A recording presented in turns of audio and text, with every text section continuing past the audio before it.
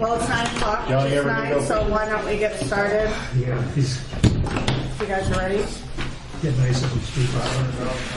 I'm supposed to be out of there. Why don't we go around the table first and then the audience and do introductions. I'm Heather Mann. I'm the director of the Midwater Trawlers Cooperative, and I'm the chair of the Commercial Fishing Users Group Committee.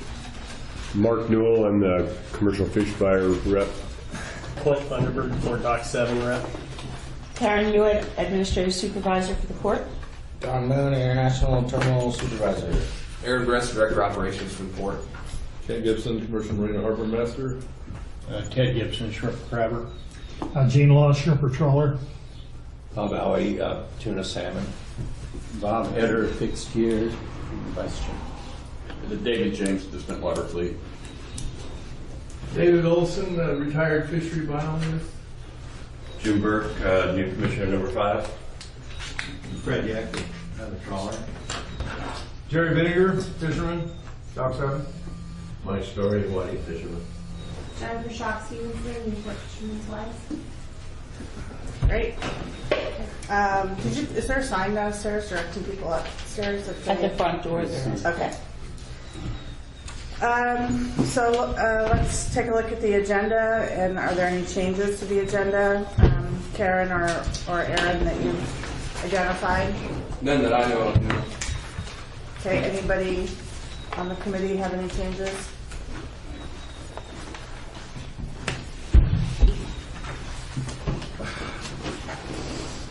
Okay, I think we're going to do, let's just jump in then. Well, I'll just say for people who haven't been in here when I'm chairing the meeting, we have a public comment period at the beginning of the meeting, and we'll do that after we approve the minutes, and one at the end.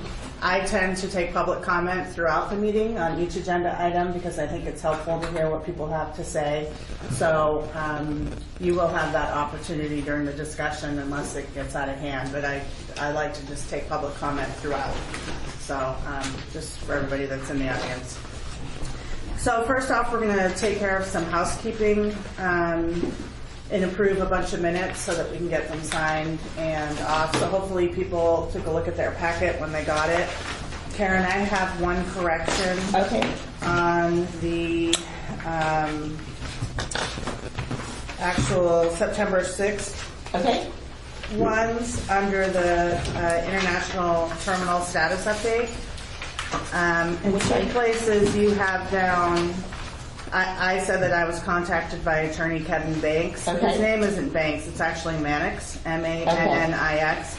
And it's in there twice, in that sentence and the next sentence. Okay. You might want to just adjust that. Thank you. What page are you on, Heather? I am on page 1 of the September 6th meeting minutes at the bottom under Roman numeral 6. September 6th. So what page are you on? It's the one right behind the front agenda. Page 1 of, okay, page 3 of the packet, sorry. I thought you meant of the minutes. No, I was just trying to... Yeah, they're toward the bottom. It's just a name change. Correct the guy's name.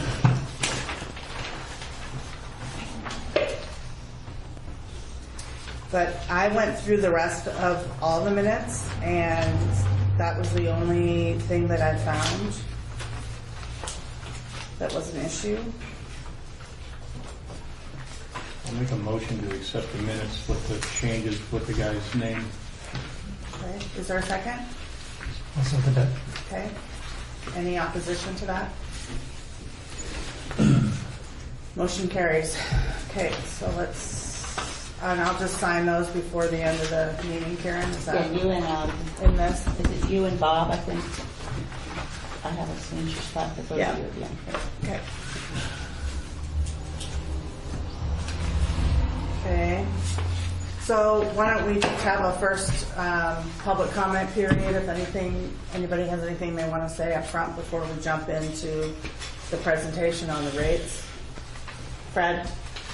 Yeah, my name's Fred Yack. I've been a continuous user, as some of you know, of the harbor facilities for more than 50 years. And I remember back in, I think it was in the early 80s, the docks fell in disrepair and Port Dock 3 totally collapsed.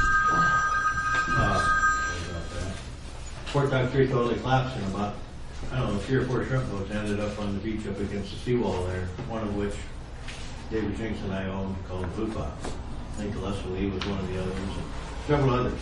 We were lucky, you know, the boats didn't suffer any huge damages, but that's what happens when you're in disrepair and don't take care of it. So I guess I just want to voice support for bringing rates into a realistic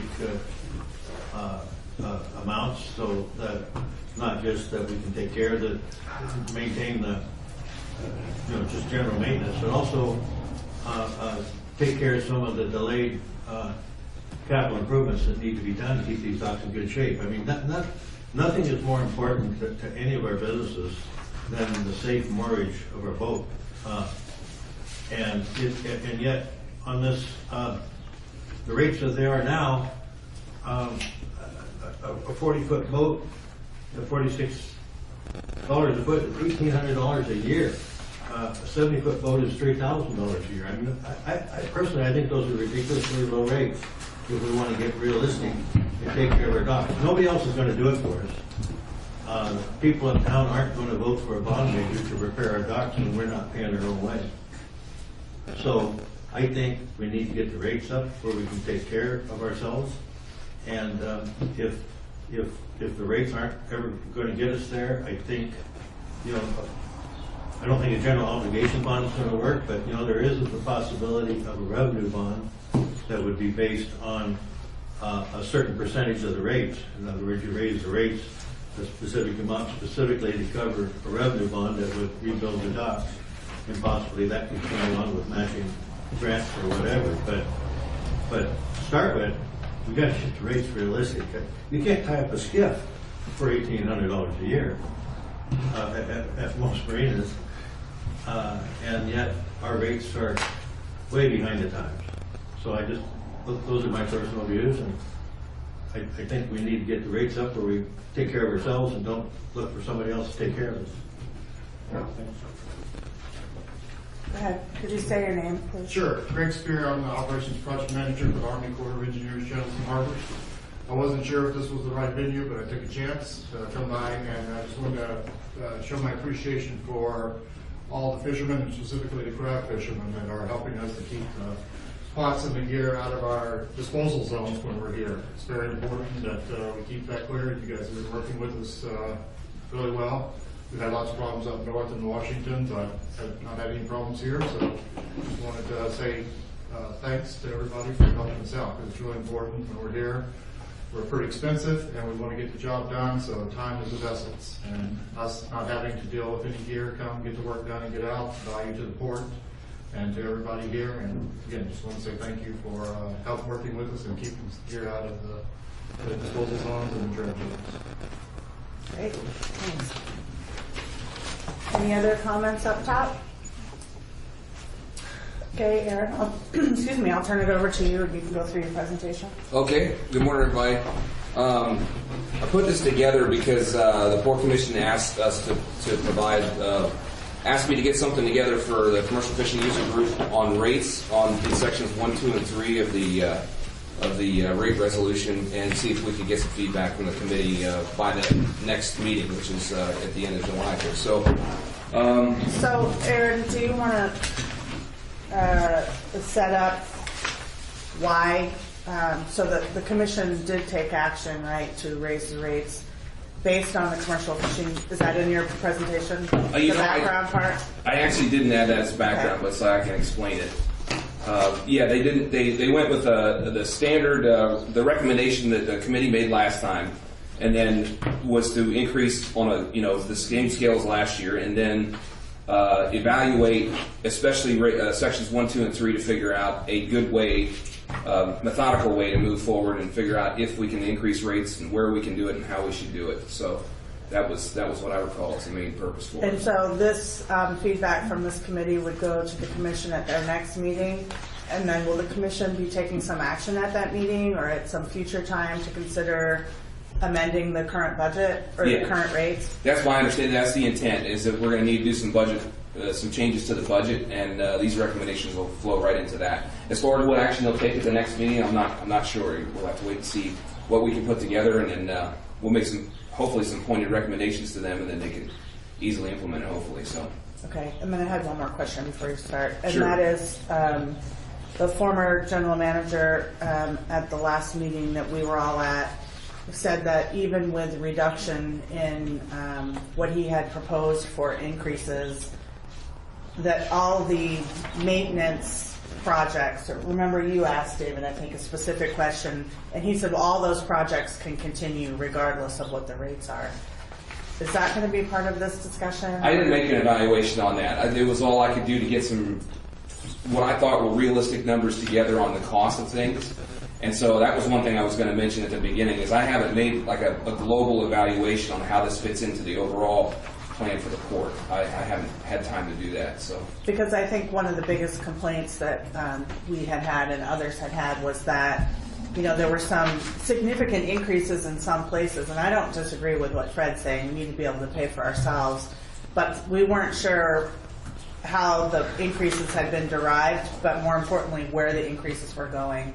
And it wasn't clear that they were all going to maintenance. Some were going to some things that we really didn't think we should be paying for, I guess, or we weren't sure. And so that's what I'm asking. yeah, you'll see in a couple slides in here I make mention of that, because I have heard that I've heard that for the time that I've been here at the port, is people would like to know where it is that their money's going. And so I think if we're gonna touch the rates, especially if we're gonna do it in a significant way, I think we need to definitely define where it's going to and what purpose there is for it. So, but like I said, I haven't had a chance to fit all of this into an overall global outlook for the port.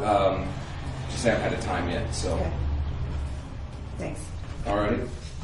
So, the main thing with this, as my goal with this is, like I said, this is all a work in progress. It's not finished. I'm not here to tell you, well, this is the way that it needs to be or anything like that. I've already talked to a number of different people that gave me some ideas. I haven't put them into this presentation yet because I wanted to put those ideas right on the table so everybody can have a chance to talk about it. But the purpose for all this information is that we want to pick through it and help me. If I put some numbers up here that you see that you think are out of whack, help me figure out how I can get them more dialed in. The purpose for the whole presentation would be to, just like it says up here, there's a couple of things on here that I didn't really have a lot of time. It was, 3 weeks or so to try and put a lot of information together. There were some things in here I didn't get the opportunity to add to the presentation. But overall, I'd like to better understand the needs of the fishermen as it relates to the port. One of the important foundational principles that I wanted to get through to folks was that first one right there, is the importance of successful business operations of the port. And we'll get into that here in a little bit. But I didn't have a chance to identify users of the port. I think that's very important, especially these two right here together. They equate to a cost that the port incurs somehow or another. If you have people that are using it that aren't really paying for their use of the port, then we have to figure out a way to cover that. But that would be a good exercise that we could do at some point in time as well, but I didn't get a chance to put it in here. So we can, make recommendations to the Port Commission, and it could be on the rates themselves or the rate structure. Maybe what we need to do is consider charging it in a different way, or anything in between or outside. So Aaron, can you give me an example of someone who's using the port but not paying? A simple one would be, there's been a lot of, so over in South Beach, there's folks that clean fish at the tables. And it's been talked about for years whether or not we should make them pay some sort of fee to be able to clean fish at the tables. The port doesn't currently charge that, and it wouldn't be easy for us to. We get a benefit from it because it makes things move a lot smoother when there's a gaggle of people at the fish cleaning table. So I don't think it hasn't been implemented before, but maybe we should consider it. Trucking traffic would be another one. There's a lot of trucking traffic that goes on board, things like that. So we don't get road taxes to pay for what would be our road network, although it's fairly small, but we still got to pay for it somehow. Those are a couple examples. Okay. So if I can get some, like I said, what I'd like for you guys to scrutinize my figures. We need to really help not just me but everybody understand the impacts. I understand that when we touch a rate or when we change anything, of course it impacts people that do business at the port. So if we're going to do those things, we really should understand very well what those impacts are so that we don't run people out of business or run people away from the port, but still be able to get what it is that the port needs to function. So, you know, and right on down the line there. So, and I got the dry erase board up here so I can make some notes. The main purpose I put it in this format was so that it's an easy way for me to get it up there so everybody can see. So get into sorts. So this I felt like was important for me to put out there. And the next slide shows at least the numbers on unrestricted property tax revenue. But this is just and I didn't see this is one of the things I didn't have a chance to go back and look at trends over multiple years. So I just went with 17-18 for now. It was not an unusual year as far as revenue goes to the port. So it's not. I felt like it was in a short time period. It was an okay representative of what the port usually does for revenue. This is just the general operating fund, and it's revenue by source and a percentage of the whole. The biggest portion of this is all of our business operations, and the reason why I put that out there so that you can see, because I've run into this group won't be the final user of the information. And when I go out in town and I talk to people, a lot of times what I run into is people say, "Oh, well, you're with the port. You guys, that's the tax dollars that runs that place." And it's important to see exactly what percentage of tax dollars go into the overall operating revenue that comes into the port. And if you look here, this is unrestricted tax property, or property tax revenue right here. It's this green, this dark green, the portion right here. That's how much of our overall operating fund comes from the taxpayer. And it's important to understand, to explain this to the taxpayers as well, because I pay them just like anybody else does. So when I look on my tax statement at the end of the year, I see the port's getting my money, just like I would want to know where my money goes too. The other portion about this that's important is to see grant revenue. Between grant revenue and interest, that makes up that really tiny sliver right there. So as we go along in the conversation, keep that in mind, because we can change that figure. We can change that figure if we set it as a goal or plan for it appropriately, and it places a lot less pressure on the rest of this, which is the overall, profitability of our other business operations. Loan proceeds are that's an accounting measure that is basically the 2 new forklifts that we bought last year is what that is. So yeah. Aaron, is the bottom line on this slide that the majority of the revenue that the port, or the majority of the money that the port is operating under, is generated by users of the port? That's right. Okay. That's right. So it functions similar to a business. The rate resolution should be in the meeting packet, I believe, but if you look under the whereas clauses right there at the beginning, one of the first whereas clauses is something about the port being a single enterprise, and it's a unique kind of public business or public entity that is able to make money off of people so they can fuel its business. So it's very similar to a business. So here you have general operating fund revenue. This is the gross right here. This is our unrestricted property tax revenue. Hopefully you guys can see that, but it came in at $106,450, which is 2.8% of the overall gross. $3,867,013. So for people, sorry to keep. Yeah, that's all right. For people that can't see that, are there extra hard copies? It should be in your meeting packet. Well, I meant for people in the audience. No, but they can download it online if they want to. There's Ernie's not here. I don't know if he's coming, so here's at least one if anybody over there wants to come. And then there's somebody else not here? Dave's almost not here. Yeah, it is hard to see those numbers. Okay. But it is in the packet and online. Well, let me see. That's something else. I'll go back and see if I can improve it, make it a little bit bigger, bolder.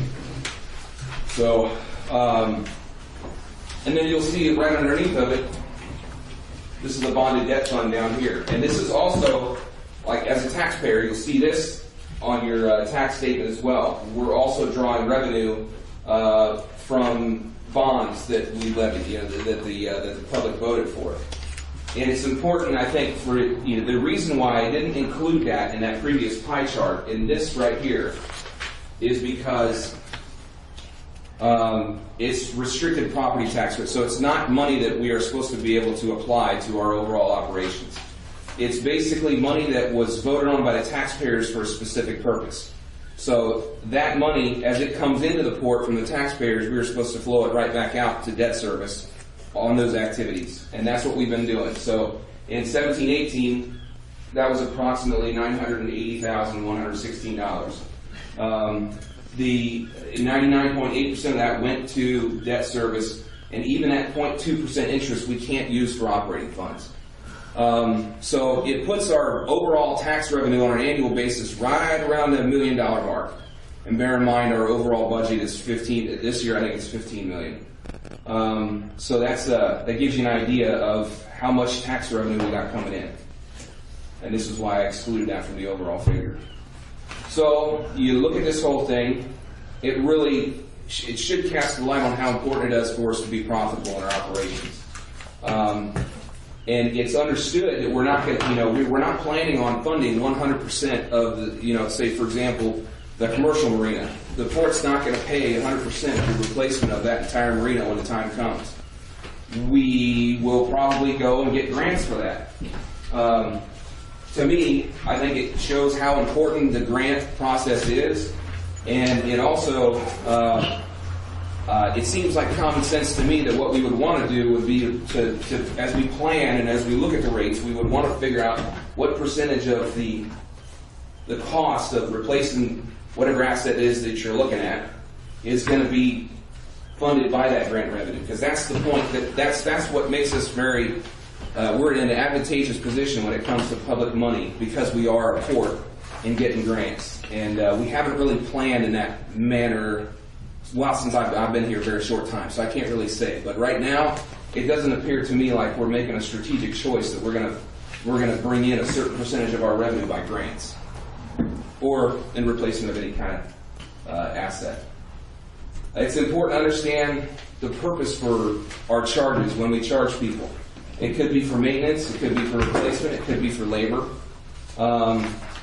This one's very important. This is why it's important for us to make room on the, to cover our margin, and that's to make additional revenue that at some point in time will be funded for future projects that, But again, I think this is why it's still important for us to, like we were saying earlier, we need to identify what it is that we're going to do with that revenue coming in and where it's going to go to. And then the other 2 points down here is what economists call the invisible hand of the economy. David Jenks mentioned it as your economic brain. We charge different types of rates to encourage certain types of behavior and discourage others. So where you got a community resource, for example, like the hoist dock, you don't want somebody to come in there and not be motivated to get their work done in an expeditious fashion and get out. So in those areas, a lot of times you'll see a higher rate to try and get people to motivate them not to overuse it.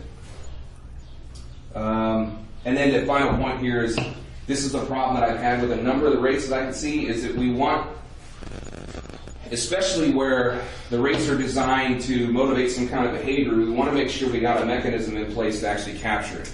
An example is that it's problematic, I think, is like the garbage fee that we charge. In a lot of cases, we don't wind up charging for garbage because we don't have a way to do it, although it's on a rate sheet, so it's a great idea. It wouldn't discourage illegal dumping and things like that, but it's hard to enforce, so that's something to keep in mind. So here we get into some of the cost figures that I worked out.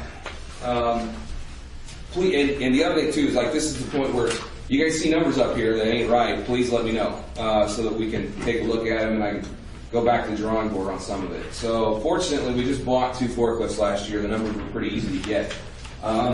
You'll see this one's a round number because I rounded this one and I didn't round that one. I should have kept that standard. But the replacement cost that I put up here it includes a finance charge. So it's not just the cost of forklift; it's the cost of financing the forklift as well.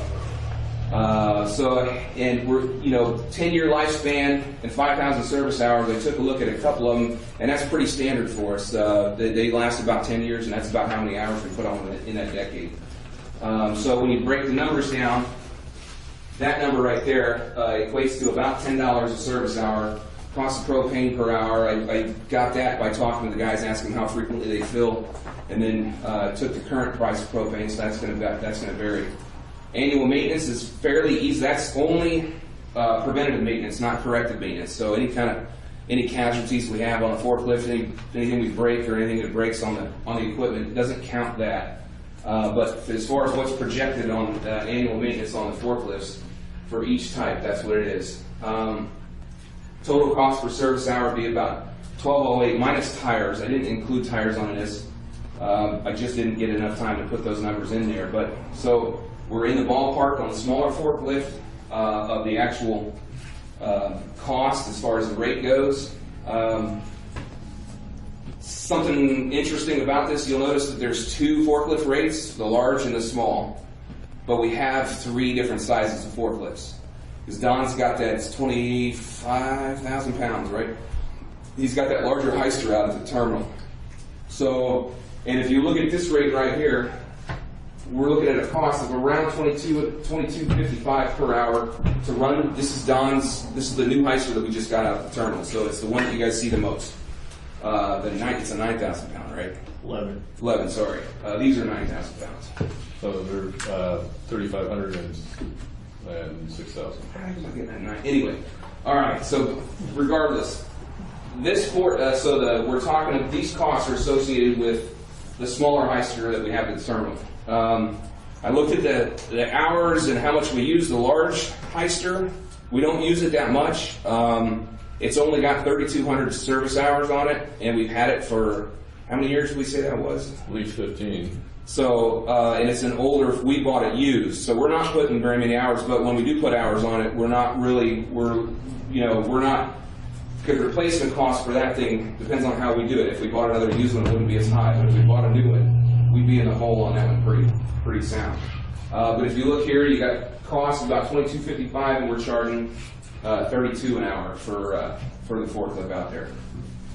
And one of the things I think is important for everybody to take a look at is on the rate sheet this year in the resolution, it was changed, the minimum charge was changed from 45 minutes to an hour.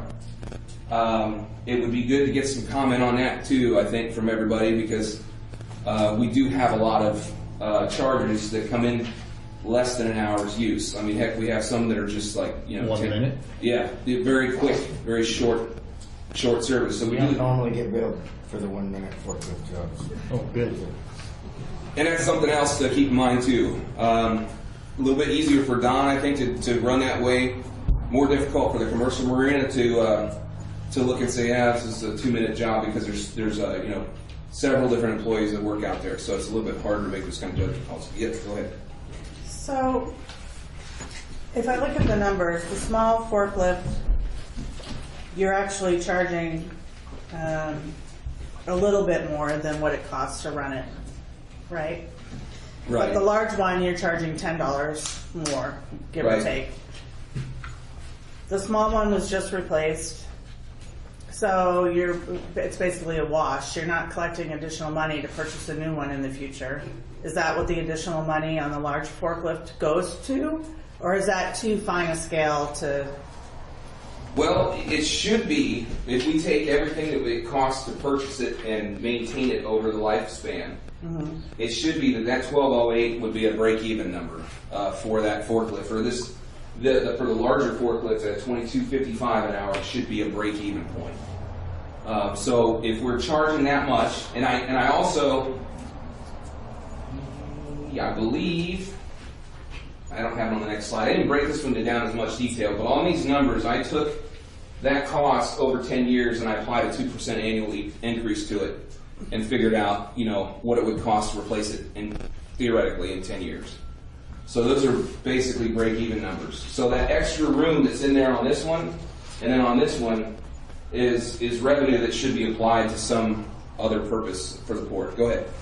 Well, you're also charging for the man operating the forklift too. Right, and the labor I broke out separately. I just followed the rate sheet, so I went, item by item. So later on, you'll see the labor in here too. So it does cost more than that to run. Obviously, and you guys all know this. It costs you more than that to run the forklift per hour because you're paying for labor as well. And I'm not, this is just what they are. I just took what they currently are and stuck them out there for discussion. I'd be willing to think you probably had another bucket hour for admin tires on that too, probably. Yeah, I don't. How much you say tires were a set someplace? Can't remember what it is per set, because usually we buy 2 at a time. So anyway, tires and and like I said, corrective maintenance is not captured any place. I just took this. Is that what this is? This annual maintenance, I took it right off of what we had paid last year, and that's how I got that number. Any other questions on this, or any input or anything? All right. Well, Aaron? Yeah. So the labor charges also have a 1 hour minimum. When a port guy comes to operate that forklift or do whatever, it's a 1 hour minimum. Right. And subsequent to that, it's charged in 15-minute intervals, right? So the guys are ready to track that. I guess I'd like to hear, as a user and a representative, I'd like to hear a little more justification for a 1 hour minimum. I got you. It's at the discretion of your crew whether a 1 or 2 pallet lift is even charged. But that could be a problem because you've got different people, different discretion. So it might be a more uniform policy to break that down. Maybe that minimum shouldn't be an hour, since we all acknowledge that sometimes there's just a few minutes. Okay. Like I said, I'm not here to justify or say we need to do an hour. I don't really know what the answer is to it quite yet. I'd like to hear from you guys on it. One other point so I try to look at all the issues every which way I can, and so I thought, okay, if I did have to come about it and justify the thing, one point about it is it does keep. You guys know how busy it gets down there, and sometimes multiple people need the same forklift, so it does motivate people to keep things moving too. So it's another example of a community resource that you want people to not sit on and overuse. But that's the only thing I come up with. Go ahead. It seems to me that if you're going to get charged for an hour and you just have a short job, why would it motivate you to do it fast? If I'm going to get charged for an hour, why would I be in a hurry? Yeah, that's a good point. It makes it not matter so much. Yeah, and most of us are also getting charged for tying up. Right. Vessels. Right. Those are all good points. So, all right. So are you guys suggesting that a solution to that would be take the $12 and break it up into 15-minute increments or something like a minimum of 50? You can charge a minimum of 15, so $4, then 8 for half an hour. I think a half an hour would probably be myself. 3, I guess. 3. I think 15 minutes you're getting. It's a lot of paperwork. And it takes time to move, a boat in and out. I say a half an hour. My personally would be a minimum.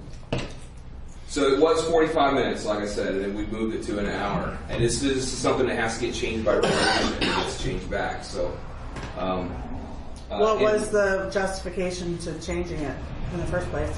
I don't. Everything was going up, so that went up too. It would just be something to be aware of that. It really does hit people, I think, because you're not only increasing the rate was increased, but then also the minimum charge, the duration of the minimum charge was increased as well. So it really does hit people. So maybe a compromise would be for the small forklift, make it $13 an hour, and then for a half hour minimum at whatever happens. 13 or 6.5. That might be, you might be able to adjust this number and then adjust that one. I don't know. I'd have to look at that. So we look at adjusting both the rate and the minimum, because it does. That's something to bear in mind. And that's like I was saying at the beginning, it is important to understand that we do have to be profitable in what we do. And we have, so Kent gave me some numbers, he just gave this to me yesterday on how many minimum charges we do versus how many over an hour charge that we do. And we got a significant, so in 17, I don't have totals here, but month to month you can see it go. For example, in January and February, the minimum charges, so this is for jobs that were less than an hour, or less than 45 minutes at the time, was 84 in January, 35 in February. For jobs that were over an hour, so these are probably, loading pot, well, depends on how many pots you got, but loading pots or fish or whatever you got. For a full hour, we had 67 versus the 84 minimum charges, and then in February we had 50 versus the 35 in minimum charges. So I don't know how this works out. So if we change that down, we got to look at the impacts to how it does affect us too. And I haven't had a chance to look at any of that. So yeah, go ahead. And for myself, it'd be easier to swallow even if you had to increase the rates on the hourly rates a little bit, but reward everybody for a half hour minimum. Yeah. It's going to expedite things, make people move, and keep that thing moving.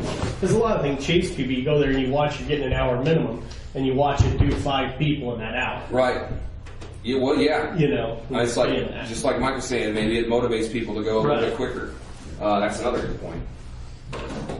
Are people having issues with having to wait for the forklift now? I don't think so. Not usually. And a lot of times guys will come in and they only have 10, 12 pots or a small amount of crab, and it only takes them 20 minutes to hoist that stuff off. So Sometimes it's an issue at the terminals, but not too much. And then what about for people that also operate in other ports? Does this seem like a great deal? Does this seem steep? Does anybody? Couldn't tell. Yeah, see, that's another thing I haven't had a lot of chance to do is go and do comparisons. Comparisons are kind of difficult because we're not the same as any other port. Yeah. Right. Yeah. But. And it's not something we should you wouldn't want it. You wouldn't want to base a major. Right. It should be something that maybe gets you off the fence if you're on the fence about something, and that's about it. Mm-hmm. But that's why I didn't place as much importance on the comparisons as I did the actual cost. I think these are good suggestions about this subject, and important to include raising the hourly rate. It will work out for the port better that way, and that will also encourage speed. Yeah. The trick is doing it in a way that doesn't price people out. We don't want to do that. We don't want to make it so that it doesn't work for them anymore. And that's so anyway. I'd have to crunch some more numbers to figure that one out. So before you move off forklifts, Jerry? Yeah, I got a question. So, as I'm listening to this, I'm new here, but you said you need it to be profitable, and I see where everybody's at, but I just kind of crunched the numbers here. If you figured on what you made at the end of this, right, at a 5,000 hour life cycle, between the two machines, on what you make and what your cost is and what you're charging, it's $50,600 on a 5,000 hour that would be after the usage. Yeah, that's at 10 years, right? That's at 5,000 hours per machine. Right. Based on what you guys got on doing everything, it's a $50,000 on top. Right. And the machines are $117,000 for replacement. So at 5,000 hours, you're looking at a replacement, $117,000.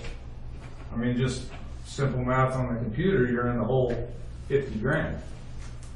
The important thing to figure on, so that replacement I don't want to cost. be the devil's advocate. You see what I'm saying? You just can't do. I think what's important to understand is the replacement. So this costs, where'd you go? $13.58 per service hour. So basically, this number that I figured right here, that should include replacement of it as well. That number would be a break-even number. It would be, that's where we got to be in order to begin making some. That's including replacement. That's right. So then you're at a $50,000 on top That's of what right. you're making. But that's over 10 years. So It's we're over 5,000 hours. Right. Whichever comes first, I guess. So it's not a lot. Go ahead. But what's the replacement cost going to be in 10 years? Is it going to be 50,000? Yeah, I don't know. It's going to be 65 or 70. And that's what I was saying. I didn't break it out here, but I did include, I believe, I might be wrong on this one. I'd have to go back and rerun these. But I think I increased it 2% a year over 10 years. So when I figured out the cost, the replacement cost of it, I believe that I included And added that in? Yeah, I believe so. This was the first one I did, so it's kind of a little bit different. I don't know. I tried to keep them all the same, but it didn't work that way because they're also very different anyway. All right, you got anything else on forklifts? Okay, so I moved on to the hoist stock, and I felt like it was important for us. And this is kind of difficult because for a couple different things. But I felt like it was important for us to figure out what area we're talking about because it works out to a square footage number, and that's all asphalt right there. It has to be maintained, and plus the pilings and everything underneath of it over the water's edge. But that's what we came up with for a boundary, basically on hoist stock. We included this part because we load a lot of box trucks in there and a lot of semi trucks over this way. And we wanted to exclude storage because that would be something different. But that's basically, even though we got some outriggers over here, but that's basically what, does that look okay to everybody right there? That boundary for what we would call the hoist dock as far as cost goes?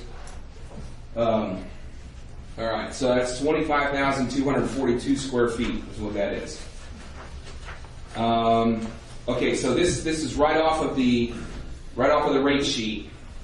Hoist docks, which includes it's supposed to include the hoist berth at the terminal as well. And it also includes the use of the swing hoist, not the cranes, but the swing hoist. And I put a picture of it up here because at the commission level, sometimes folks don't understand the difference between the swing hoist and the crane, but that's what we're talking about right there. So now these numbers are not as easy to define because it's a little bit more complex. The way that I got this replacement cost of the pier was in 2013. Berger ABAM did every time we update the strategic business plan, we got to do a capital facilities plan too. And they had in the capital facilities plan a figure for replacing just the old section of the wood piling section of the hoist dock. So it's about a quarter of the pier, roughly. So I just, and I know this is not going to be perfect. It's not going to be, but I took that section, I applied that to the rest of the pier. I applied another 4 years with 2% increase on top of that because that's how old that figure is. And then I applied that over what I figured to be about 30 years, 35 years that we could probably get out of a new structure. So, and again, like these numbers are not going to be, these are very debatable. But I came down to figuring that if we wanted to build a brand new pier in 35 years, it would cost $3.5 million. But if we want to operate and replace it, that means all of the maintenance fees and stuff. And this annual maintenance number of $5,000, that one right there is definitely debatable as well. But to maintain and replace it over 35 years, $3.7 million breaks down to an annual. What we got to do to break even on the pier would be to bring in about $105,000 a year. So that's what that worked in. And then you have to add in to that the cost of replacement of a hoist. And again, these numbers, I picked a service life of 15 years. The one that we just put that new top on, how old was that anyway? Was that 20 or? Yeah, at least 20. And it was definitely done when they pulled it off. So I went with 15 years. And of course, this depends on usage too. Don't know over the next 10 or 15 years how that's going to change. Is it going to get more? Or is some other influence going to cause it to go down? You just never know. But that $24,000 figure, we based that on a quote that I had that was kind of old from Yaquina Boat. And the annual maintenance, I looked at, we usually go through a couple cables a year. We also got to get load testing done on it, things like that, but that's a smaller number. It's easier to identify, but it's a smaller number, so it's a smaller impact. So I figured, over the course of its lifespan, which is different than the lifespan of the pier, you'd have to make about 3,080.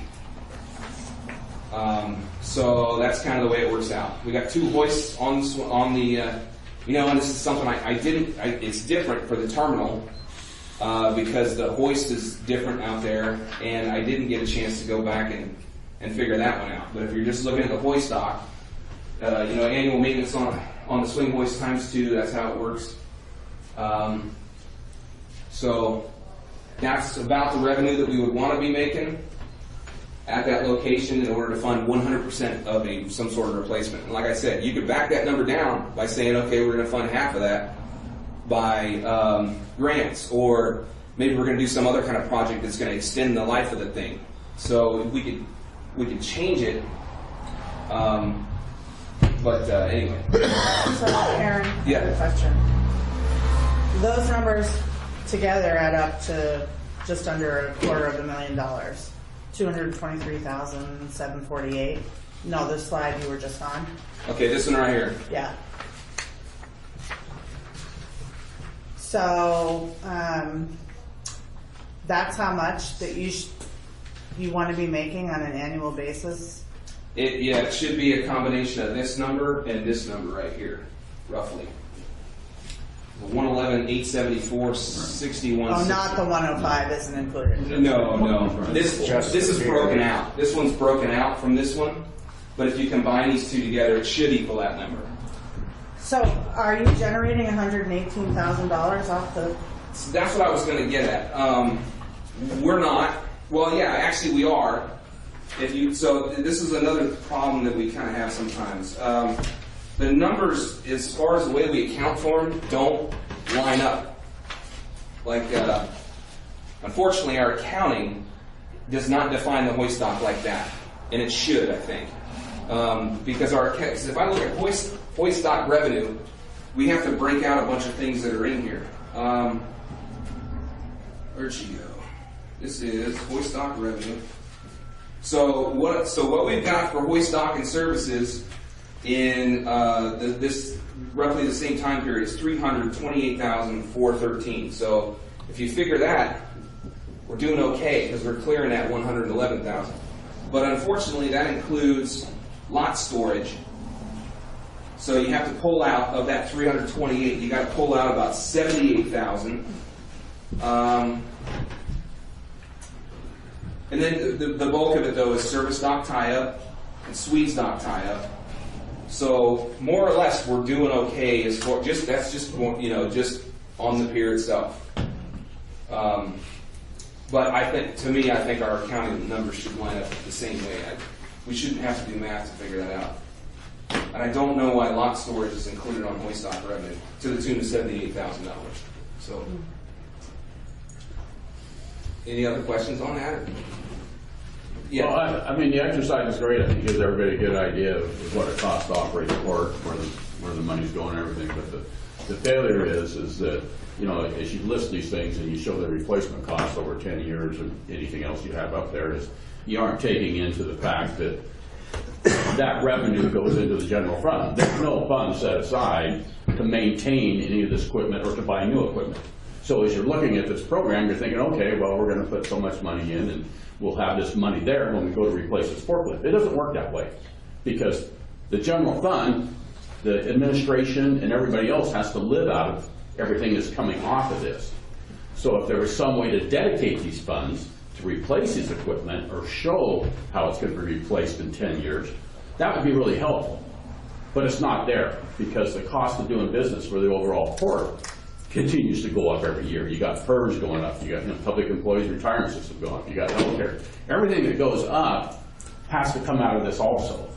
So when you're crunching those numbers, that's fine, but then when you go into a budget, there's nothing budgeting those funds anywhere except for into the general fund.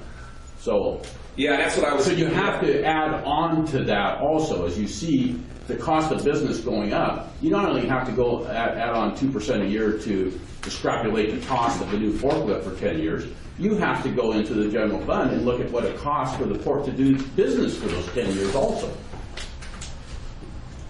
Yeah, and that's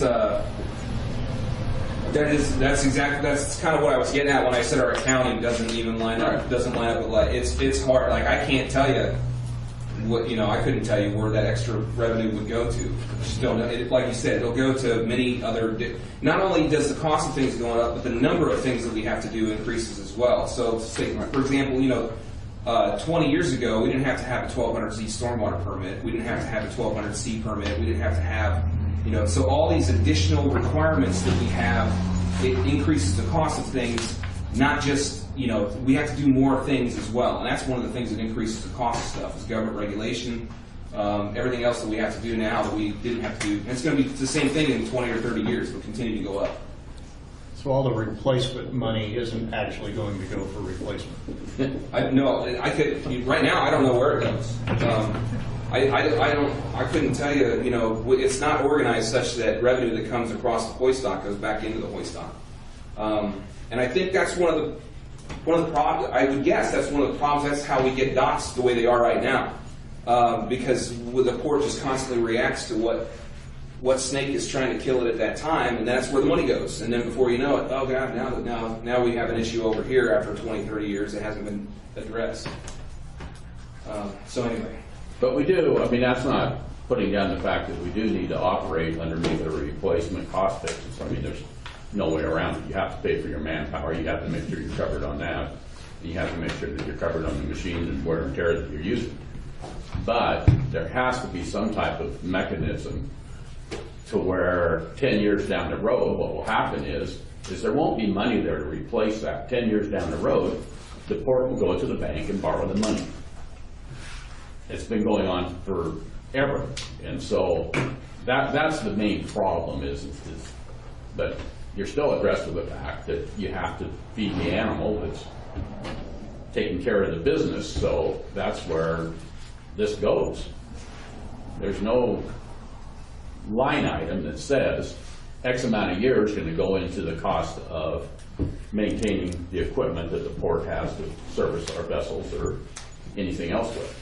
For a long time, the terminal crane, it was a dedicated fund. When we first bought a crane at the terminals, that was a dedicated fund to take the revenue from that crane to set aside for the purchase of a new crane. And it did. It paid for itself over a period of years, and the new crane was purchased. But I don't think that's in the budget anymore. I don't think it's done that way. Jerry, you had a question? Yeah, you said your accounting didn't line up with with the breaking everything down. But do you guys have it broke down in your accounting as far as like what your cost is and then your profit on that piece of machinery? Example, the forklifts, you included the cost of replacement and maintenance for that, excluding demand. And so I came up with $3,380 on this one small forklift over a 5,000 period would be a profit, which I would assume would go into a general fund to pay for those things. So like the hoist, do you have is it broke down to where what it costs maintenance to do that and then where you're at on profit at the end of that, or does it just go into? No, it's not right now. Mark Harris is our head accountant. He's over counting eelgrass this morning, so he'll be in here in a little bit. But he's going to be a little bit late. But no, it doesn't, and that's one of the problems that we got. And he's been working really hard. He's not been at the port real long either, but it drives him bonkers as well. What we need to expand. We use, I call them object class codes. I can't remember what they call them, but basically when you account for this, all of these different activities have a numbering code, and you'll see it on your bills and everything else. We don't have nearly enough of those codes defined, and he's expanding that every year. But we need that's another area where we need to invest a lot of time into and get it to line up so that accounting and operational management are all together, so that you can actually see that. Because I can't see it. It's not easy for us to break out, what revenue is on one activity right now because it's all kind of jumbled together. That would help us. I got you. Yeah, that kind of makes sense why it's all. But yeah. All right.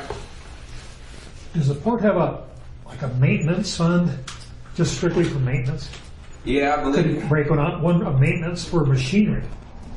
We need. That's where we need to get to. Not just machinery, but break it down a bit. Even more so, yeah. And that's where I think we need to get to. It would at least make it so that when you guys are standing there going, what are you doing with my mortgage money? You know, what are you doing? That we can give you an answer, because I think we need to do that. Because if I flip the scenario around and I sit on your side of it, I'd say, what's the port doing to earn my dollars in this area? And if that question can't be answered, I wouldn't want to pay it, you know? So, I got one more question. Well, and the more defined it is, the more people are probably likely to want to. yes, because everybody's generally reasonable about this stuff. But when we come and we give you a half-baked idea, or like I don't think it's reasonable to say you need to bite off on this just because again, if you look at what has the port done over the last 30 years with that, and you look at the condition of the docks, and I would ask the same question: what are you doing with it? You know, so. But like David was saying, a lot of it just gets swallowed up by the growing scope of stuff that we have to pay for. Not just the increasing cost of stuff, but the scope gets wider too. So we have a lot to go through, Jerry. Yeah, you're good. I'm just curious if this is just came up, or is this something you guys have been battling for years? I mean, did it just, like, did the port manager look at this and say, like, I mean, that would be like, why is the accounting so jumbled? I don't know.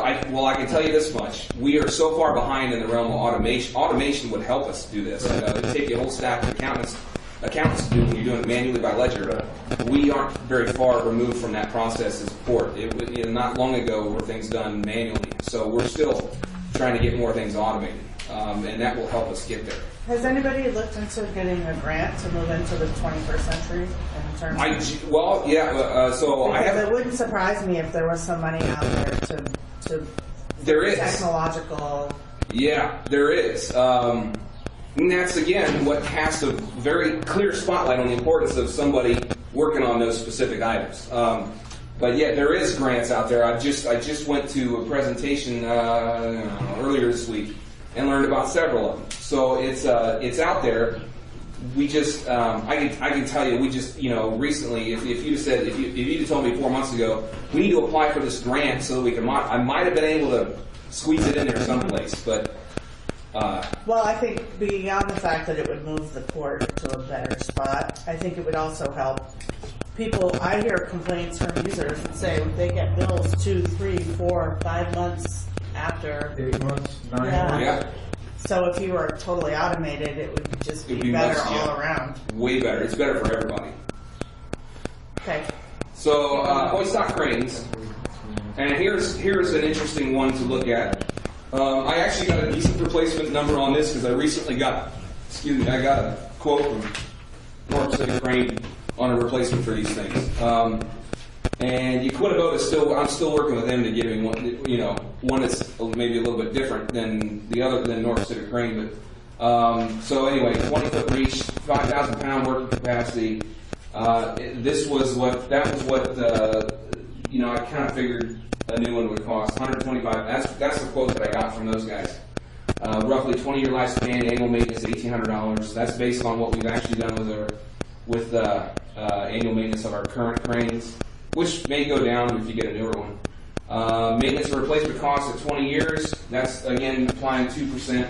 Should be about $211,000.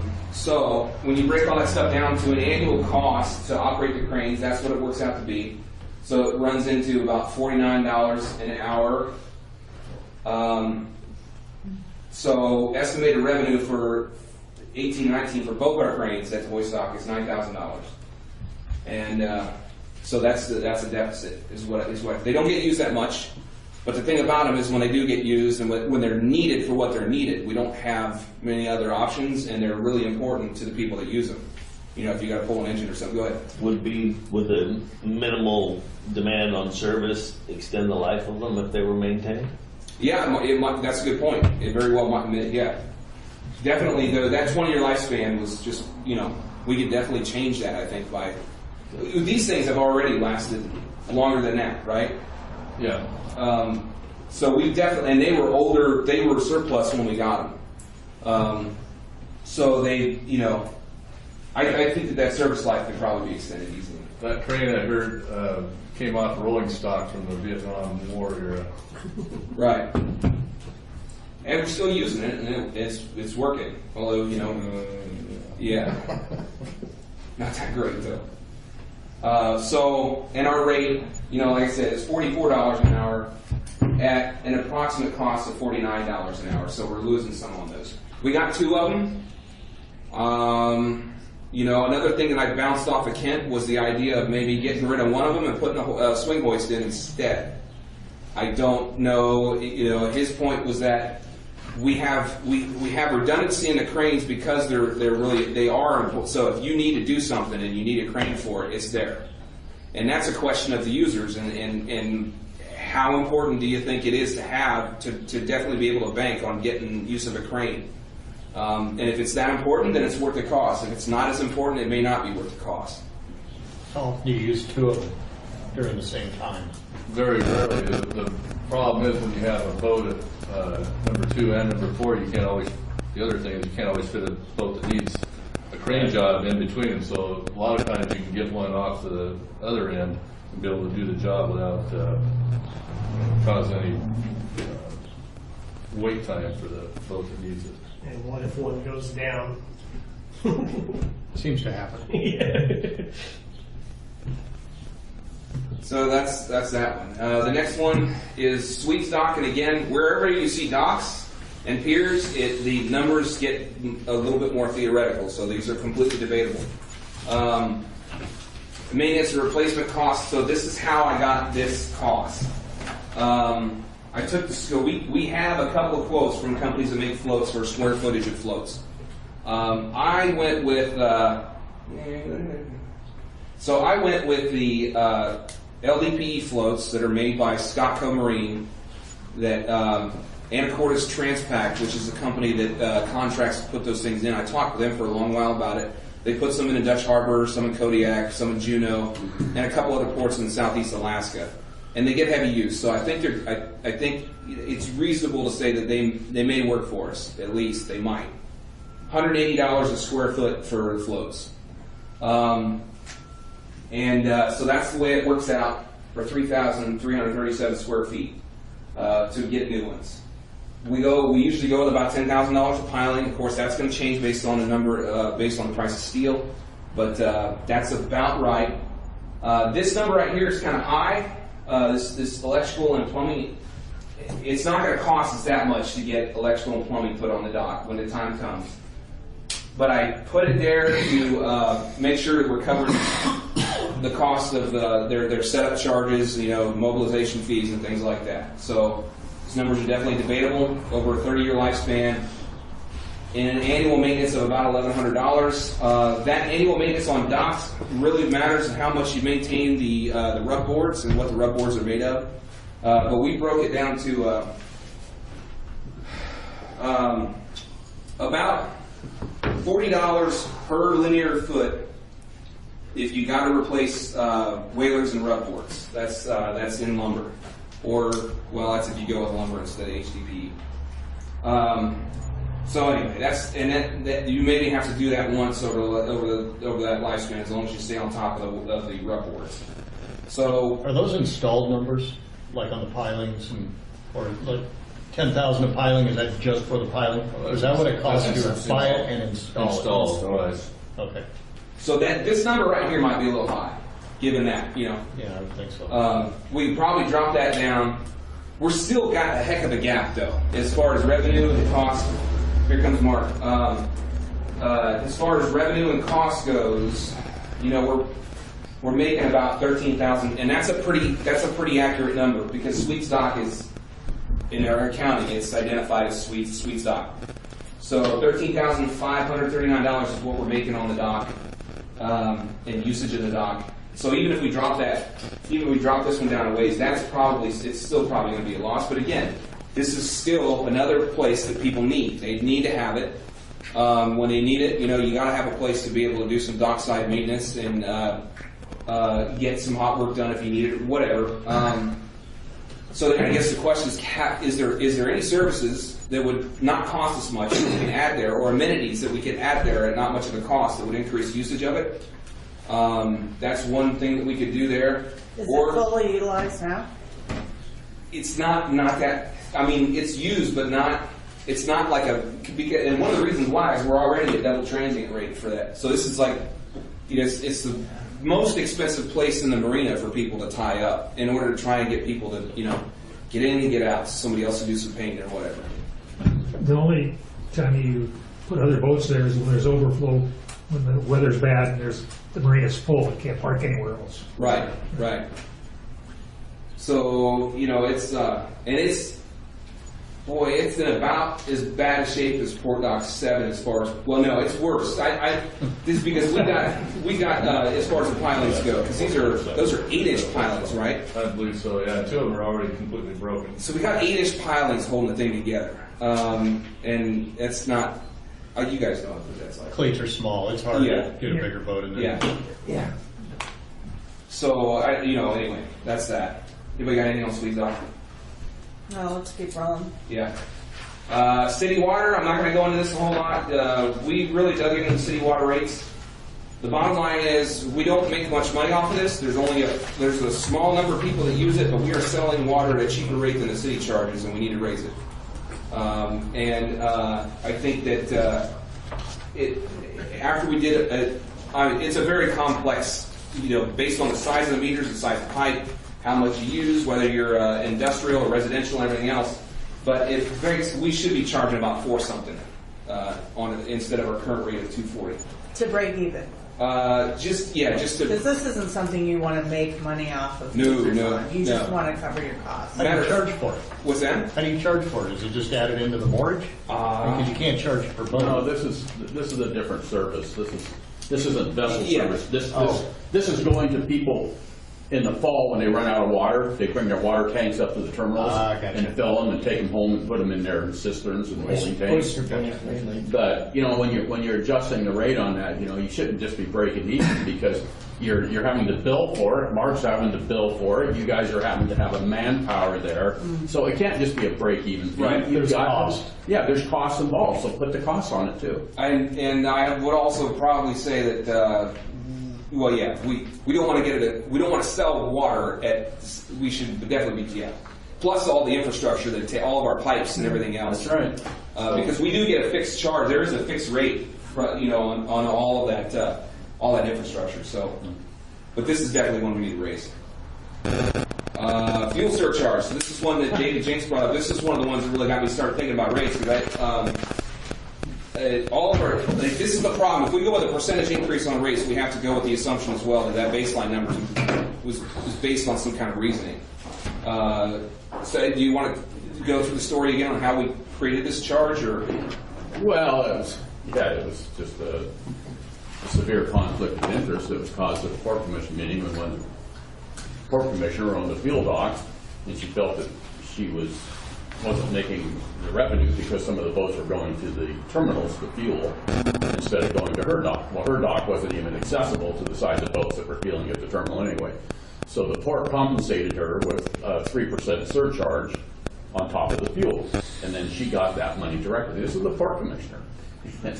So conflict interest. Yeah, so she got that money directly. And so when she went out of business and closed down her dock, the port just kept charging 3%.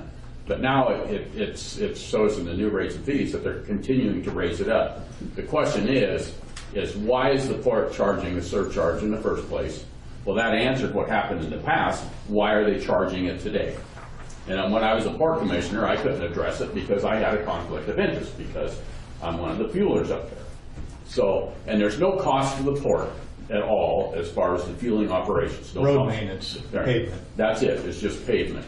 And so if the fuel surcharge is to cover road use, then the port needs to look at its whole picture of road use. Because you've got so many more trucks coming on port property now, so you have to look at all of that. So it's either not charge anything or figure out what you're going to do with this. Yeah, Mike, go ahead. Does the port have any exposure in the event of a spill? No, it's individual. Port has no exposure at all. This day and age, it seems like the litigators go for the deepest pockets. I don't know if that. Well, they know where that is. That's the fisherman's. I don't know if that would identify a government agency as a deep pocket, but they list everybody. My insurance company man said, you should add anybody that's around or onto the policy because they're going to go after everybody. And so, just by virtue of allowing that to happen over your dock, I wonder if that generates any exposure. No, it doesn't. The port has no involvement in feeling on insurance or anything else. It's all the liability of the vessel owner and the pumping facility.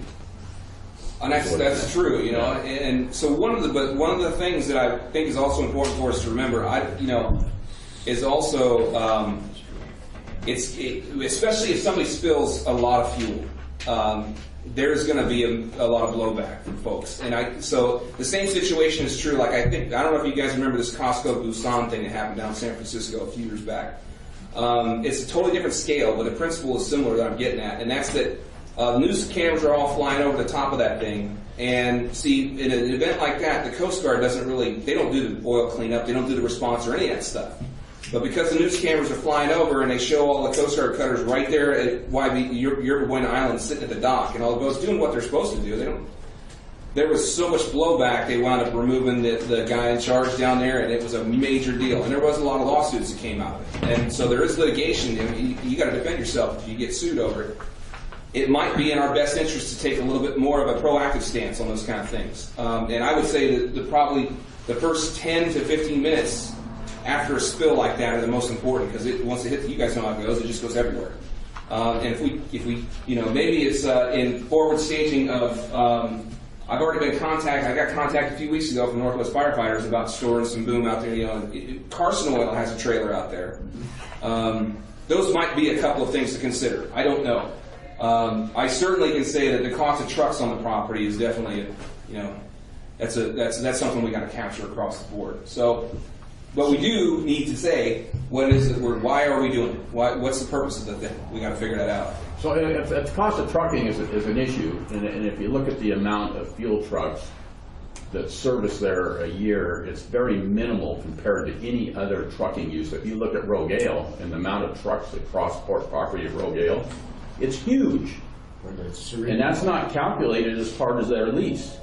So if you're pinpointing on trucking and wear and tear on asphalt, then you need to go out and look at all the other sources of asphalt wear. Yeah. And determine what that is. But as far as Carson Oil has their booms. Everything's in place to boom out. The port doesn't supply that, but you got to remember, is the more the port becomes proactive in areas and starts saying, well, okay, we're going to have a guy that's going to stand there and observe this, or somebody's going to do that, your costs just keep going up every time you generate these little programs. And that also, you accept the responsibility when you oversee it. Right. Yeah. Right. Yeah, that's true. So, so we get about $12,000 of revenue on this item a year. That's what it brings in. And is that going to payment? No. It's not like it's the same general fund. It's just like I was saying before. It's not easy to track down. You got a bag of food And it went up by a penny this year, right? Yeah, what was it? It went from 33 to 34 cents. Yeah. You got electricity. This is another one. It's built into your mortgage. I'm not sure how we're even able to quantify this. So, and it's another one. It's really hard to figure out. I couldn't tell you what the average draw for different size of vessel per kilowatt hour is. So, I don't know. This one's a difficult one to tackle. I don't think it's a huge problem for us, but I don't really know right now. So when people say they're getting electrocuted down at one of the docks, or shocked, I guess, instead of electrocuted, Zapped. Why is that? And is this covering? What is that, an electrical issue, or what's the problem? It could. So there's a lot of different causes for it. It could be a problem with our pedestal. It could be that the pedestal was wired wrong. It could also be a problem with the boat being wired wrong itself, which people are generally very reluctant to look at it from that standpoint. Also, sometimes they got problems with the cord. Sometimes it's a matter of people plugging into the wrong There's all kinds of things that happen. They plug into the wrong voltage. I mean, there's a lot of different reasons for it. But certainly, we can look at our pedestals and go after the pedestals and the wiring on those things and try to fix it. We're still going to get the problem in some cases. The only thing I can say is on those matters, man, somebody come and let me know. Somebody come and tell me so that we can go out and look at it so we can figure out in that instance what that problem is. Is it at the severity that someone could be killed? I don't think so. No, it's really just like If something shock. happens, But when they have it does break the dangerous. Yeah. Usually it's wet, raining, and you're trying to plug things in. And The mother in me, it just this makes me really. I've never heard anybody actually getting hurt bad. Zapped. We had been in the water and he got the shit shocked out of me. But burned up all the wiring in my boat, melted everything down. I had to rewire the boat because somebody had wired the pedestal backwards, ran all the power through the negative side. So there are some that are drastic. Yeah, definitely, and that's like I said. That's why I really hope that people sometimes when it comes to things like electricity or I can't think. There's other issues that people will sometimes just accept it and complain about it instead of coming by the office and saying something and just come by so that we can figure out, is it a trend type of problem or is it that pedestal or what's going on so we can get it looked at. Anybody else on this one? All right, so here we got the crane. So this is based on a quote that we just got for a replacement crane of the same size. And the question is, are we going to go with another 30-ton crane when it comes time to replace it? Or are we going to go a bit larger or not? I don't know if that's going to be necessary or what you guys think. But this annual maintenance number varies year to year. This year it actually came in at $7,000, I think is what it worked out to be. And this is just on, like I said, preventative maintenance, not corrective maintenance. We did have a couple of issues that came up this year that cost us money that would be in addition to that number. So this number right here should get you boy, I don't know why I didn't do that, but it doesn't include future value of money figures over its lifespan. So it doesn't include a percentage increase per year. I don't know why I didn't do that. Aaron, one of the things that might be helpful if you redo this for the commissioners is a bullet point on what the status of the existing equipment is. Okay. Like, how old is this? Yeah. Right now, and how much life does it have left in it? All right. I don't know how difficult that is or isn't, but I think at least right. for someone like me who doesn't know anything about it, it is helpful. Yeah, because now that I think of it, I know, so I kept it in my head, but I need to put it up there. Down at the hoist stock, would it be cheaper to have a portable boom truck instead of the solid dock hoist? That's what I think David had just mentioned that recently, so I haven't had a chance to really dig into it and pull it all apart and figure out where the costs are and how it works, but it certainly would save us the cost on. It could provide us with some operational solutions as well, but it also creates a few problems here and there. I did talk about that with the guys here a while back, and I know I can't remember all the points about it, but it might be. I don't know. The problem is you'd have to have somebody there to operate that crane. That's one of them, yeah. So if you're comparing it to a swing hoist. Operators anyway, but they've got a few of them doing it. Well, if they made a permanent stationary one, the individual can operate. They can avoid some labor. So like if you're using it to replace a swing hoist, for example, it would cost you guys more because you're going to have somebody to operate it. That's one. Well, I guess that's what I meant was the swing, not the swing hoist replacement, the boom hoist. Okay. You got those two. Oh, you mean over? Yeah. It might. That's what so I haven't looked at that location with that specific issue, and it might do it. Take both those out and just get a smaller boom truck for that. Right. You'd be able to have more swing hoists for people to use. Yeah, or make it more versatile. It doesn't matter where a guy ties, you can still get to him with the. I'm guessing that the ratio of swing hoist use to crane use at Dock 7 is in excess of 10 to 1 hours. Oh, yeah. Yeah, absolutely. So if we put a third swing hoist in there and respace, And then have a home truck. that would be good for the users and for it as well. Or maybe have one fixed crane and a mobile one, just a mobile one. Carrie? The other thing that touches on that we didn't really touch on when we talked about the boom hoist is that the boom hoists are being used at a swing hoist rate sometimes as well when the swing hoists are full, they're using the boom hoist at a swing hoist rate. So you're not coming out at the same math calculation. So if you actually had swing hoist there, it'd be at the maintenance cost of the swing hoist, and you could bring in a crane if you actually need one, and you could bring it in at any point. Like you said, boats don't always fit at that big one in the middle that guys like to use. If you've got guys at a swing hoist, it doesn't always work.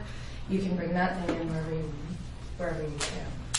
Yeah, it really hits us hard if we run out of, because we're not only because at that point we're not actually we're charging just hoist off tie rate and not for the crane. So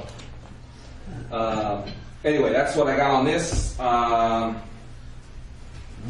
of the things that I think that I really want to focus on right here, it doesn't. So somewhere along the line, we do need to increase our training and qualification of crane operators. I would rather, Don's very proficient on the crane.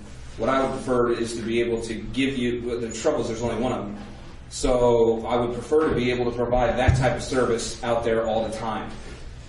Whether you show up on whenever you show up, if Don's on vacation, it doesn't matter who you get. You're getting somebody that's as proficient as Don is on the crane. Of course, that's a difficult thing to work out, because one of the reasons why he is so proficient is because he does it so much. So when he does it less, but it balances itself out, because the more that he does it, the more callous to risk he becomes. So it increases risk a little bit. So proper balance of multiple people working into the crane and running it in order to create proficiency is what we want, and training is a part of that, and it costs. All right. This is one I wanted to ask you guys about. So we don't have a proper aerial work platform out there. Right now, what we got on the rate sheet is we rent one and charge you like a 5% administrative fee. Is that working for you? Should we look at purchasing a proper aerial work platform? Do you need it? What do you guys? Every now and then it's sure nice to have one when you got to do some antenna work or tip of the boom or whatever. But they're usually it don't take you that long to do most of that stuff, right? And that's one of the things I don't, we stopped, because we don't have a proper work platform. And we need to make sure that anybody that's out there working a loft has one. Right now, the best way for us to do it is rent one and get it for you. So is that an issue with people? Well, sometimes, it's nice to have one when you need them. I've seen a lot of times over the years where guys are in a fish bucket, being just going over to work on something. I've heard that. I've never actually seen it. Right. So if the port purchases an aerial basket, it's going to cost you more, because you're going to have to factor in insurance. You're going to have to factor in who's going to be able to use the basket. Is the port in control of it? If the port's in control of it, then you're going to have to figure out the liability issue on that. How are you covering that now? That's the thing. Is don't have a good answer for you on that. And not to say we couldn't use one. We certainly could. We got a lot of. It sounds trivial, but we got a lot of gutters that are in really bad shape, and that's serious when you let it get bad enough. We do have stuff that we could use it for inside, but I don't know.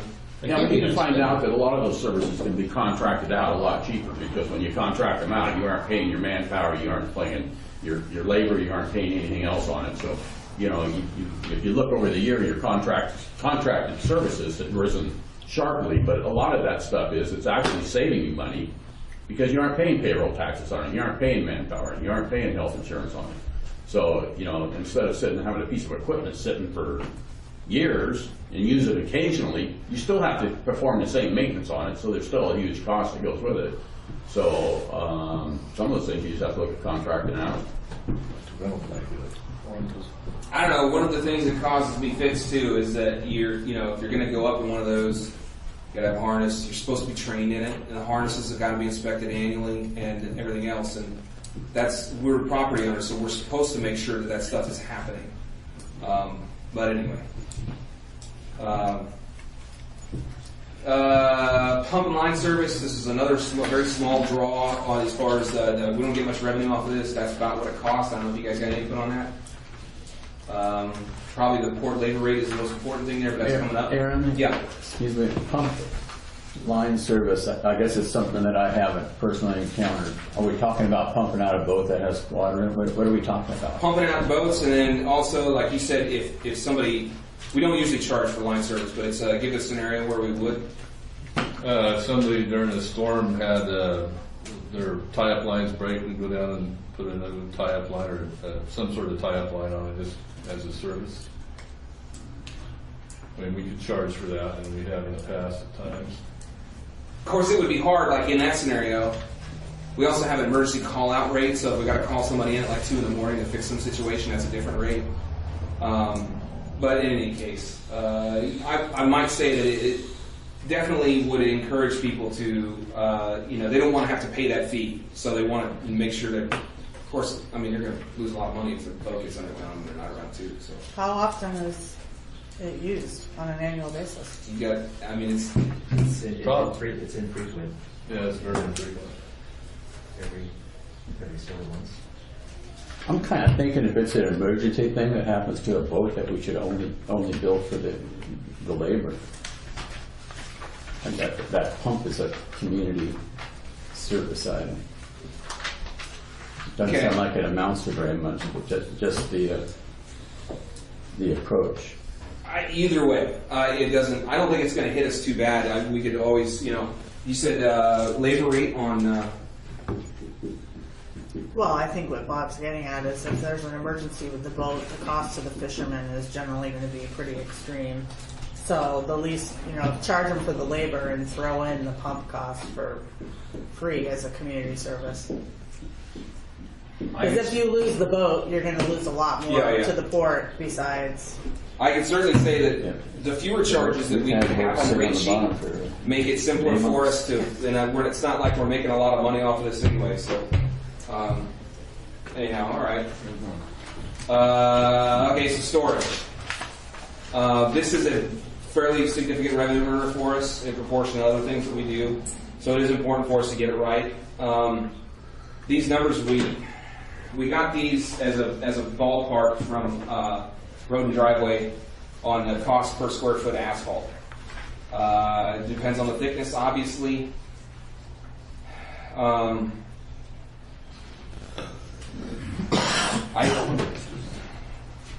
That minimum monthly charge is there, the rate 24 cents per square foot for storage.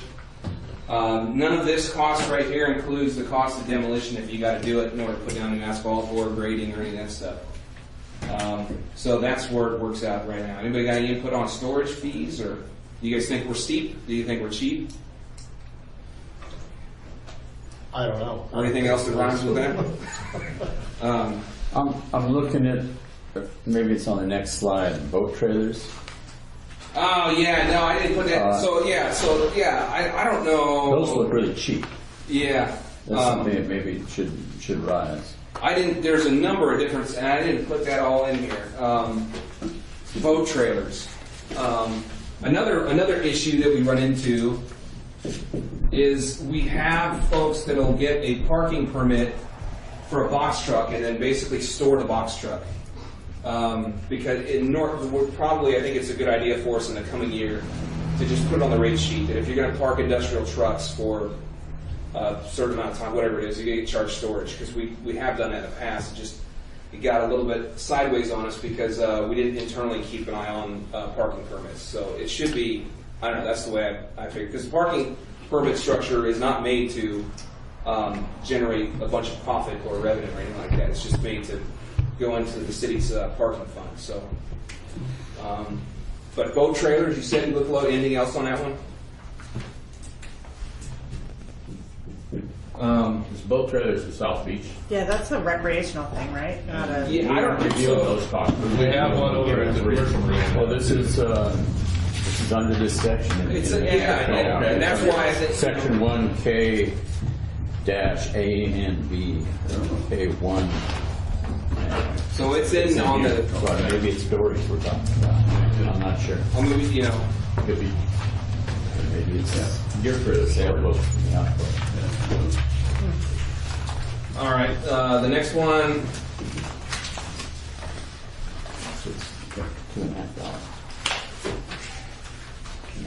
Net gear and maintenance. It seems to me it's not really a drain on the actual wear and tear. Other than Don brought up a good point the other day.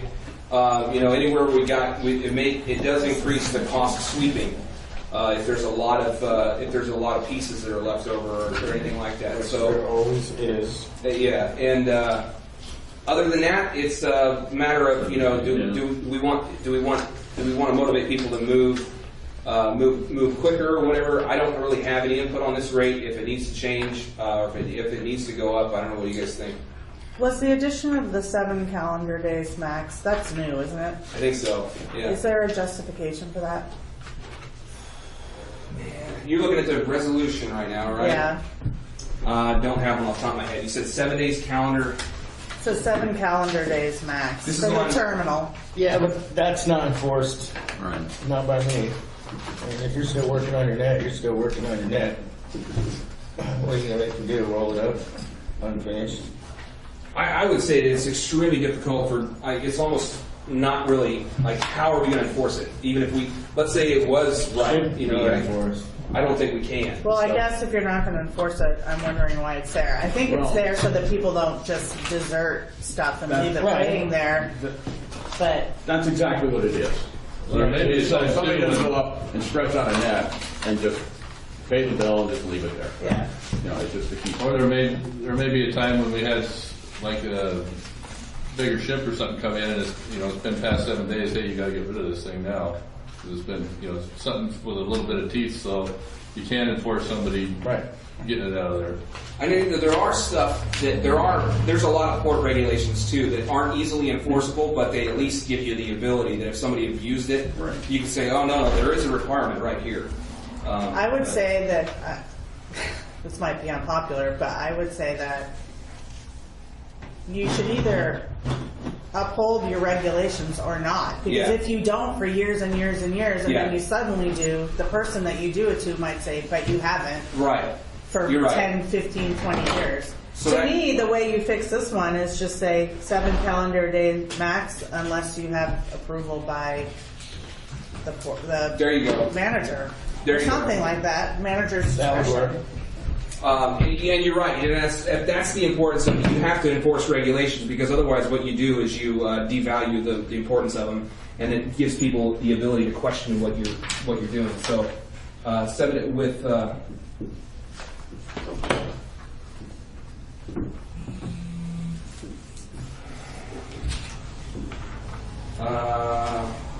right. Work barge cleanup and disposal fees. I put all these in together because I was trying to get moving along. These are not big revenue earners for us. The cleanup one is mainly to make sure that we can cover the cost of annual HAZMOPper training, which is required for people that respond to spills. The other thing that a lot of people don't think about when it comes to responding to spills is that you can't assume. I mean, usually you look in the water, you're like, oh, that's some diesel or that's some bilge water or whatever it is. But if somebody gets exposed to something, there is some risk to the port there that we have to. If somebody gets exposed to some kind of chemical while they're in response to these things, we got to cover that. So it's something to keep in mind. Disposal fees, that's what they are. Anybody got any input on these? All right. Okay, so this is port labor. This spreadsheet right here, hopefully everybody can fairly well see it, shows that we took a couple of, these are just a couple of different positions. Mark and I had used this previously in trying to figure out if we were covering a couple of different things at the hoist dock is what it was. So we had this kind of ready to go. That's why we used it. But this is your hourly rate right here, and then this end number is what it works out after PERS, workers' comp, health insurance, and a couple other minor things. The thing that none of this includes is the cost to train people for their positions, and we definitely need to improve that. And again, I can keep pointing at that crane training. Really, would like to put a lot of importance on that as well. About $2,000 per employee annual. So that's your port labor. Does anybody have Annual on that? Annual? What's yeah? Per? Yeah, that's what it should be. That's not what we're doing right now, but we need to be doing that, in my opinion. That implies a lot of turnover, doesn't it? Yeah, it's currency. Like once you get certified in something, you should have to get, especially when there's safety stuff involved with it, like crane operation. There should be an annual refresher. For $2,000 per guy? That seems pretty steep to me, but I don't know. Well, we could always, anyway. Well, I don't know. I just never seen numbers, and I thought it just looked. So what I'm talking about is increasing not just the quality of the training, but again the scope of it. Mm-hmm. I believe, obviously we don't do a lot of rigging training, but there's parts of getting rigor training that help you understand better weight handling and things like that. I think it should be there, especially when we're carrying the loads that we are.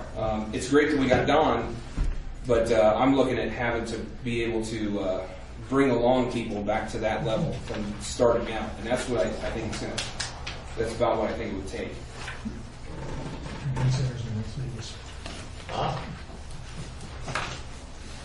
And okay.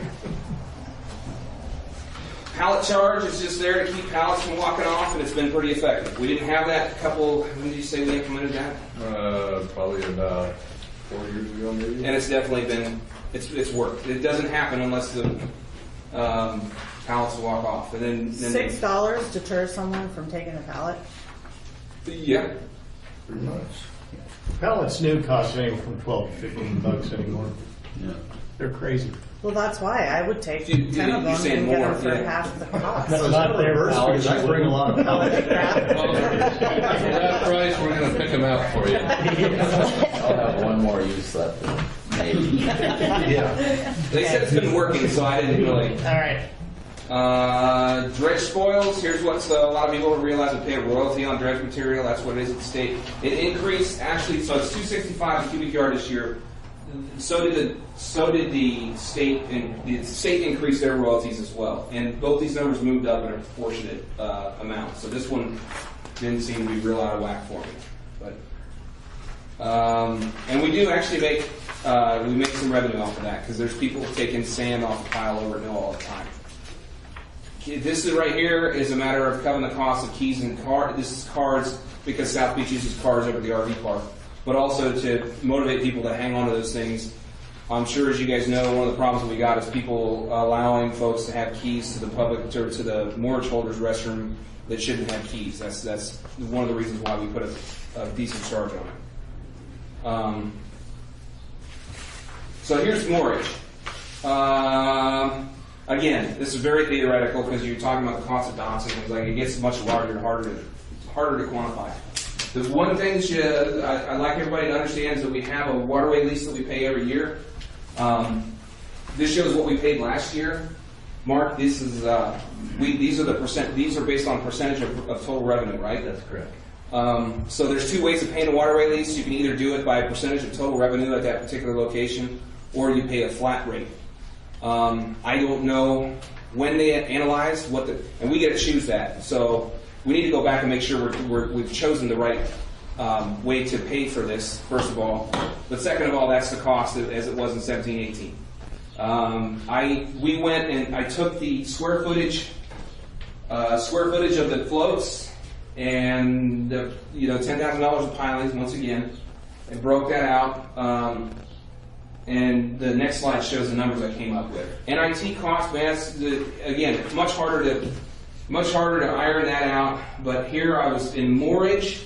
I was trying to isolate it basically to replacement of the pier and the area associated, the laydown area right next to the pier. I went with $20 million here, and I think I described it on the next slide. But anyway, and then maintenance dredging as well. How come there's no dredging on the commercial marina? Well, because we haven't dredged the as I understand, somebody correct me if I'm wrong on this, but we haven't dredged the commercial marina for 30 years. And there's some areas where it's just starting. I could put it in there, and I believe, hang on a second here.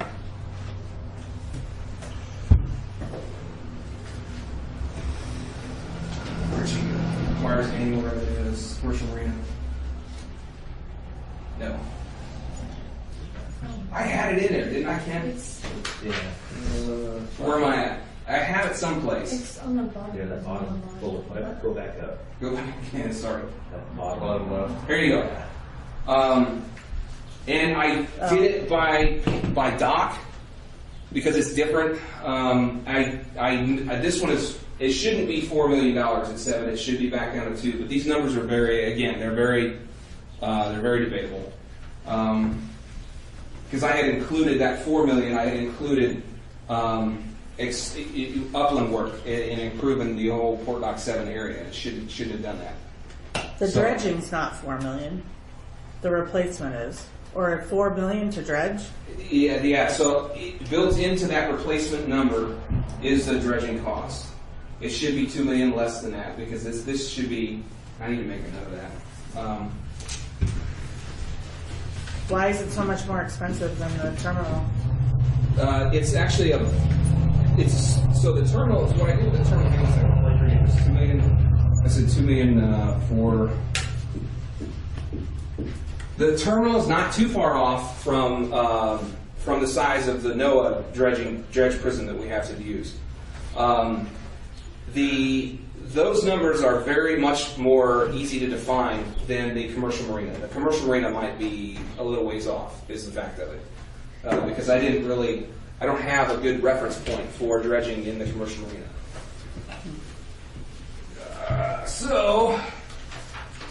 This maintenance dredging, so this $500,000 figure, again, it was based off of an educated guess on what it costs us to dredge NOAA. Anyway. But the terminal dredging, that's a high scouring area we found over the years, and that I think there was a period of time, 25 years, that went without being dredged, and the depth hasn't increased at all. I mean, we always had bottom samples and surveys done, but the deepening we did here during the renovation was done for shipping, because all new ships, the new Panamax ships, were a different size than the old ones that came in, so we had to go to a deeper depth. But as everybody's aware, that is just a high scouring area up there, and it's all hard pan. So. Yeah. We just had it surveyed too, and it hasn't really changed much. Hasn't changed at all. It's not going to change. Yeah. That's that. Yeah.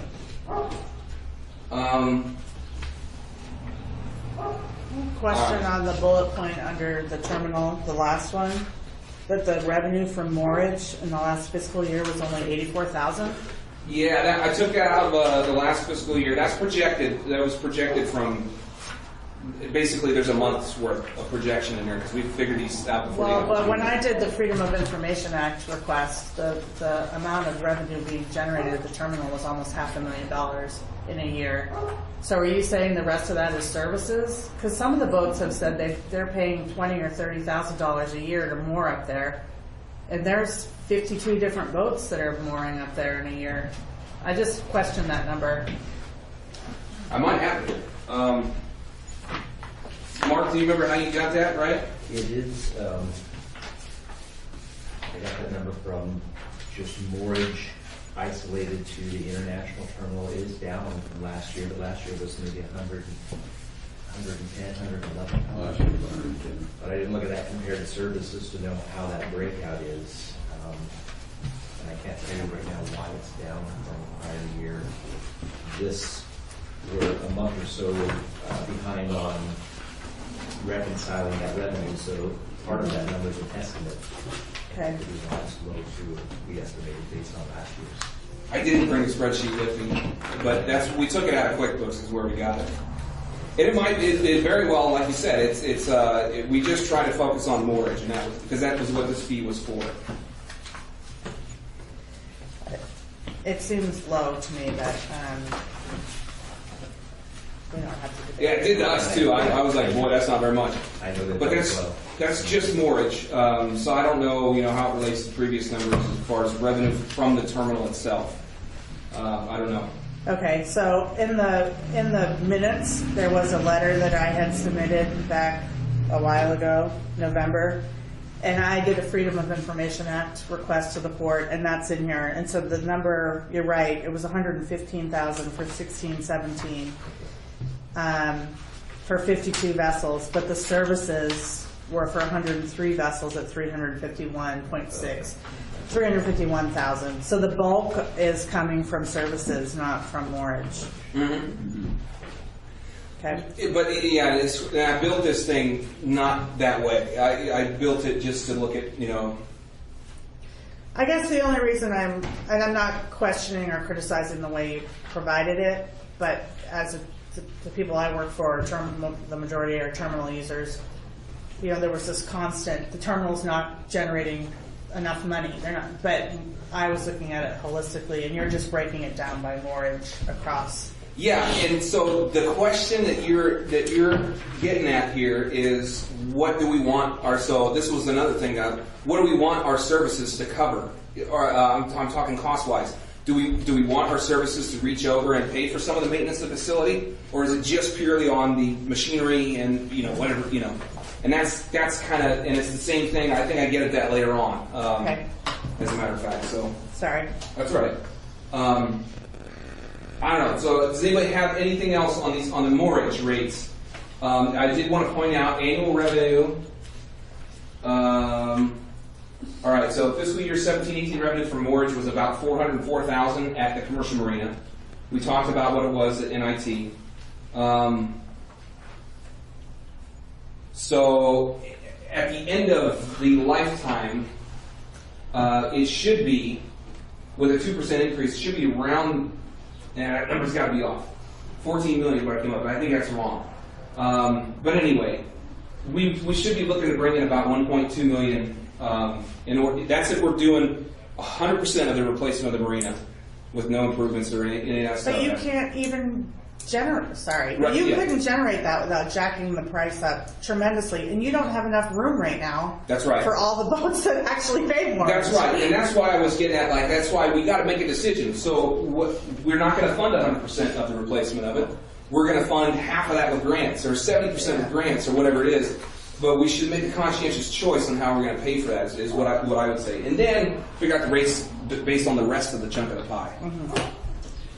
I'd just say, as a mortgage holder, as a user, I'd be happy to pay more. And remembering Fred's comments at the beginning of the meeting, I'd be happy to pay more if I had a dedicated stall, a usable spot to tie my vessel up. Right. I knew it was going to be there. Yeah, I'd be glad to pay more. Definitely. I mean, the not being able to not having a guaranteed spot devalues the mortgage a little bit, and I completely understand that. It makes it not worth as much. From the port standpoint, though, with this first come first served approach that we have, while I'm at sea, he can park there. Right. While he's at sea, I can park there, and we're both paying annual mortgage. So the port is selling the same place several times, and they're probably getting more revenue than they would by dedicating stalls and. Well, it's a discounted annual mortgage rate, though, because of that. Right? Yeah. I don't know how much of a discount we're talking about. That whole issue, it's all intertwined together. And how we got to the point where we decided what we're doing right now, I don't know. But it definitely, it's a devalue, but it allows you to overbook. But the question of overbooking comes with it, it also decreases the amount of management you have to do, because you don't have to really harp on people for being in the wrong spot. And I talked to Kodiak about that a little while back. You don't have to get after people and have them move or any of that stuff. So there's a cost associated with that. But I definitely understand the point that you would be willing to pay more if you knew where you were going. I also figure that like Heather just mentioned, we don't have enough room. We got to allow the most use of the marina as we possibly can, because we're already pretty well full. So I have a quick comment, then Carrie, and then Mike. Back when Kevin was still here, Greenwood, I told Kevin that, at least from MTC's perspective, people that are not just going up there for services, but people that moor up there, we were willing to have a conversation about paying more. He never took us up on that. I did mention it to Doug, and I don't know that we had a major problem with the increase on the moorage at the terminal. Right. So, like Bob and like what Fred said, and Fred's an boat's an MTC member, I mean, we're willing to pay more and moorage up there, or have that conversation. Like to know where the money, what's going toward. Yeah. But, so, Carrie and then Mike. I was just going to ask Erin if you have an idea of how many vessels pay an annual moorage versus how many slips you actually have at the commercial marina, or the NIT as far as that goes as well. I mean, how many morages, how many boats are paying annual moorage or semi-annual moorage, and versus how many slips you have. To speak to what Mike was saying, you know, are you making more off of annual morages than you would be if then you could charge, say, someone else is willing to pay more to have a dedicated spot. I mean, is there versus where you go, wow, we have so many annual mortgages here, we're making, you know, an extra $100,000 on annual mortgages. How do we ever charge Bob enough money to pay for his spot? So that's just what I was checking. Yeah, we do have the information. I don't have it with me today, but we have the information available. What hasn't been done though is a good analysis on like what you're driving at, which is what would it actually cost us to be able to provide people with a slip, you know, guaranteed slip, versus what it costs us to do what we're doing right now. If we got enough room, if we, you know, what are the impacts of doing? I don't have all that done, and it would probably take me a little while to do it. So, Karen, do you have the answer? Just something real quick. If you paid calendar month rate for the year, it would be $119 per linear foot compared to $46 at the annual rate. So you're paying less than half of what the monthly charge would be. So that's where that. I thought it was like an 85% discount or something. Yeah, and that's if you compare it to daily, it's even bigger. Yeah.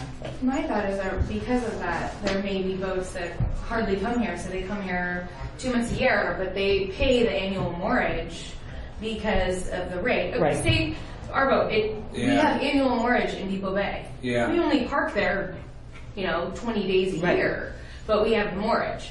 So I'm sure that there are people the same way with Newport. They're tuna boats, whatever. They come through here, they pay the annual fee, and we get their money, but they don't get a spot, and they're not here that much versus the locals. You can't even get an annual fee, can you? I haven't been given out any more annual fees, especially for certain size boats, because we just don't, we're out of room. Well, not anymore, but maybe like previously, we could have had some who have been getting them through here. Yeah, it squeeze in anyway. Yeah, they do. Okay, so Mike, you had a comment? Yeah, I was just going to point out that the other issue with dedicated stalls is when the weather comes up, especially during albacore season, and we have this huge fleet right outside here. I mean, I'll be the first to admit it's pretty frustrating when you come in and there is nowhere to tie. But the flip side of that coin is if you're a tuna fisherman, and you know, you all heard the old adage, any port in a storm, and it's coming hard and you need to get out of it, and you come in here and they're all dedicated stalls and there's nowhere for them to tie either. And if that becomes enough of a hardship, then people are going to tend to, I don't want to fish off of Newport because if we get blown in, we're going to, you know, there's nowhere to tie, and it's really a hardship. And you know, support industries like Shealy's in England and fuel docks, and they would all suffer a little bit from that as well. So, you know, I mean, I'd love to have a dedicated stall, but it won't happen until Dock 7's completely revamped. Yeah. There just isn't the room. The solution to that, you know, the answer to that is what this description that you gave, Aaron, or somebody gave about Kodiak, and it requires management that I'm sure Kent would want to do. But you don't waste it. You don't have dead space when, you know, when I'm fishing, my stall's available. But if they know when I'm coming back, it's available to me. So the port could be selling that stall. You know, that's the best thing about our present system is we utilize the dock space. yeah, it's all available. That would be a full-time employee just to try to keep everybody. And a lot of times when you're coming in and you call in and you say, you know, we were going to be out for 3 days, but something broke and we're coming to town, and so you need to get that guy out of my stall. And that guy thought he had that stall for 2 days, so he went home for the weekend. And I mean, It might be at 2 It's going to be a cluster, no matter what happens.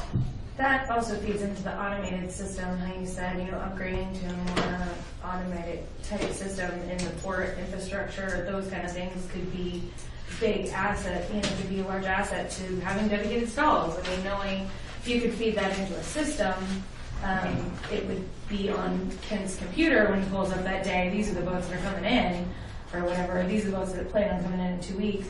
That would all be automated. I mean, feeds into also having card lock system, so you're actually billing accurately at hoist and all those different things. Or are you looking, how far are we looking into getting grants for that? Especially if we want more management. So only really way to do it without having more labor costs. Yeah, I said to sum all of it up, to me, it's a question of whether or not we change our mortgage policy, and to me, that's a long discussion. Because in order for me to tell you what I think would be a good idea, I have to do a bunch of more work to figure out, because it's a very complex issue. It's not as simple as it might seem. Maybe everybody understands it, but it's what you guys do. I mean, it's complex, and so to try and figure out, because I wouldn't want to make a change in mooring policy, and all of a sudden, it's just a big mess. Because of what order existed before is blown out of the water, and the new system's all jacked up. We want to do it right if we did it. So I guess it's a question of whether or not we want to make a policy change. In terms of the actual numbers, though, of rates, I mean, Jim's a new commissioner, so it's not really fair to put him on the spot necessarily, and Sarah's not here. Is the commission wanting this group to provide some suggested changes to the actual numbers, or is the kind of feedback we're providing through an iterative process where this is going to take, I mean, we've been at this for 2 hours and we're not done. This is going to take more than just this meeting, I think. I think so too. I think that all of this, when you look at we need to be able to stand behind the increases and exactly what they're going to and what, it's complex. It's not like we can just squirt these numbers out real quick. We're probably going to get them wrong. The original recommendation, I think, that I felt like was the most reasonable was at the beginning of the year to go with a blanket increase of around 8% and then give us the rest of the year to figure out all this stuff and work on it next year. That's what I kind of figured originally was about the best way to go about it. But and it's because we have to get the numbers right. I think it's important because it's so important to the port. We got to make money on things, and it's also important to you guys. A blanket increase of 8% isn't the correct way to do it, because you're raising charges that don't need to be raised in certain senses. I mean, if you raise the fuel charge 8% at the terminals, well, Christ almighty, we're all going to start going down to Port Dock 5, and you aren't going to be able to get a boat in and out of that harbor while we're fueling there. Right. It'll take 8 hours to fuel there, so you can't just do a blanket 8% increase. So from my perspective, maybe not speaking for the whole commission, but from my perspective, I would love to see recommendations from this group to help us make a better educated direction, if not decision. I hate to drag this out for 12 months or 6 months or whatever.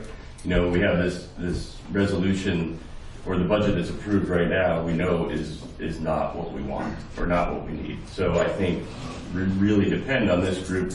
Well, 1 for buying, 2 for information, and us to take a stab at it in the dark. Or we need that recommendation. I think that's very important. Whether it comes out of this meeting or the next meeting, it's crucial that we take that feedback from your group to move forward. Okay, thanks. Yeah, in the long run, though, I'm going to say that maybe this group needs to kind of focus on the mortgage thing, and we really need to figure out something for Dock 7. We could get more slips in there for bigger boats. That's the problem. We've got 40-foot slips over there on Dock 5. I mean, I have a big size difference between the 40-footers that can fit in there and the 65-footers that can go out into the slips out there. So there's all those boats in between that if we could build docks that were, say, 50-foot, we could put them all in there. It would take a big chunk of stuff off of 5, open it up for bigger boats, and I think that's the way it really ought to look for the future, is to rebuild Dock 7 in a different manner. I didn't really... Aaron? Yeah. Oh, sorry. So did you say the fuel charge now is 3%? 3.2 or something. 3 cents. 3.4. It's 3 cents a gallon, or is it 3%? 3 cents. 3 cents. Oh, it's 3 cents. Well, it went up to 3.34. So if it's 3 cents, an 8% increase is a quarter of a cent. Is a quarter of a cent more going to drive you down to that cluster that would be fuel dock? You know, you're just getting out there, you take 30,000 gallons of fuel, you know, and it adds on to it. You know, a lot of guys don't even fuel here because the price of fuel is so high in Newport anyway, compared to Astoria, compared to Coos Bay, compared to Reedsport, because we don't have the tank farms here to bring the price down for transport from the valley. So we're all paying higher prices here. But as you just keep raising that up, yeah, but if you don't identify why you're charging that, it hasn't been identified. So why are you charging it? We're identifying why we're charging more for forklifts. We're identifying more why we have to charge for mortgages. Why are we charging for fuel? That's the big question. Well, obviously Rhonda felt like she was... But why now? She was getting displaced. Yeah. Well, there are other Rhondas, you know, there are other fuel docks there that... But they're not getting the money. No, they're not getting the money, but they might still feel like it's leveling the playing field. I'm just possible. So, Aaron, when you're looking at all these numbers and stuff, and I know the port made a big, I think one of the biggest progress that the port made this year was breaking things into business units. As you're looking at business units, I think it needs to be broke down a little further. Like you say, you have a problem with the 7 hoist stock as far as identifying this cost to this one to this one. But I think you're continued breaking things into business units so you understand the cost. If the terminal's a business unit, Port Dock 5 mortgage is a business unit. So you understand what it costs to operate that business unit as a whole, then you can start your budget process a little easier instead of saying, because then you could do the business side of it, and then you can show what is needed by administration to operate this business unit. So when you do your little pie chart, you can show your bonds, your returns, this and this. But you can also show, say, for Port Dock 5 mortgage, you can show, well, what is the administration side of Port Dock 5 cost to administrate? Then preventive maintenance, you got to put preventive maintenance in there. All that will play into what your seasonal or your yearly rates and fees increases are going to be. This should be an easy thing to do every year. So if you're looking at a big increase in PERS, if you're looking at a big increase in administration, that has to be plugged in. So if you go back to like, you say the yearly deal is raising some 2%, 3%, 2.5% raises here and there, are those just break-even numbers, or are those numbers that need to increase higher? Well, we don't know that. And honestly, the port doesn't know it either until you can finish defining your business units and the cost of doing business, because this is how we've gotten so far behind on maintenance. And thankfully, this year in the budget, I mean, you know, you look at some of the budget items, you know, what we're doing here, we were tasked to look at sections 1, 2, and 3 and raise fees if needed, because the port will end up doing a supplemental budget. It's going to have to, because some of the budget stuff, even on the personnel side, is out of line. So if our job here is to raise these rates up, then I think we need to focus on that. As far as long-term ideas of Port Dock 7, you know, we need to extend the life of these facilities and to create more mortgage. Are we going to be able to afford to do that? Who knows, you know, but it's going to be a process, you know, since we've now funded a maintenance crew in the budget of 4 employees, you know, then it's time to get on preventive maintenance and start extending the life of these facilities. So as far as raising rates and fees, I think that they still need to be raised over what was raised in the supplement in the first budget on sections 1, 2, and 3. But I think it was part of the. I think it was part of our assignment from the commission was to adjust those. Mm-hmm. My understanding. And so thinking along those lines, I'm trying to think about. I'm looking at what the people that use the terminal pay. That wasn't adjusted at all. It's still 80 cents per the daily rate, 80 cents per linear foot, and that's on page 70 of the packet. I don't think I'm prepared to give out a number right now, but I would make a commitment to talk to people that use the terminal and come back with a reasonable number. It's just about timing.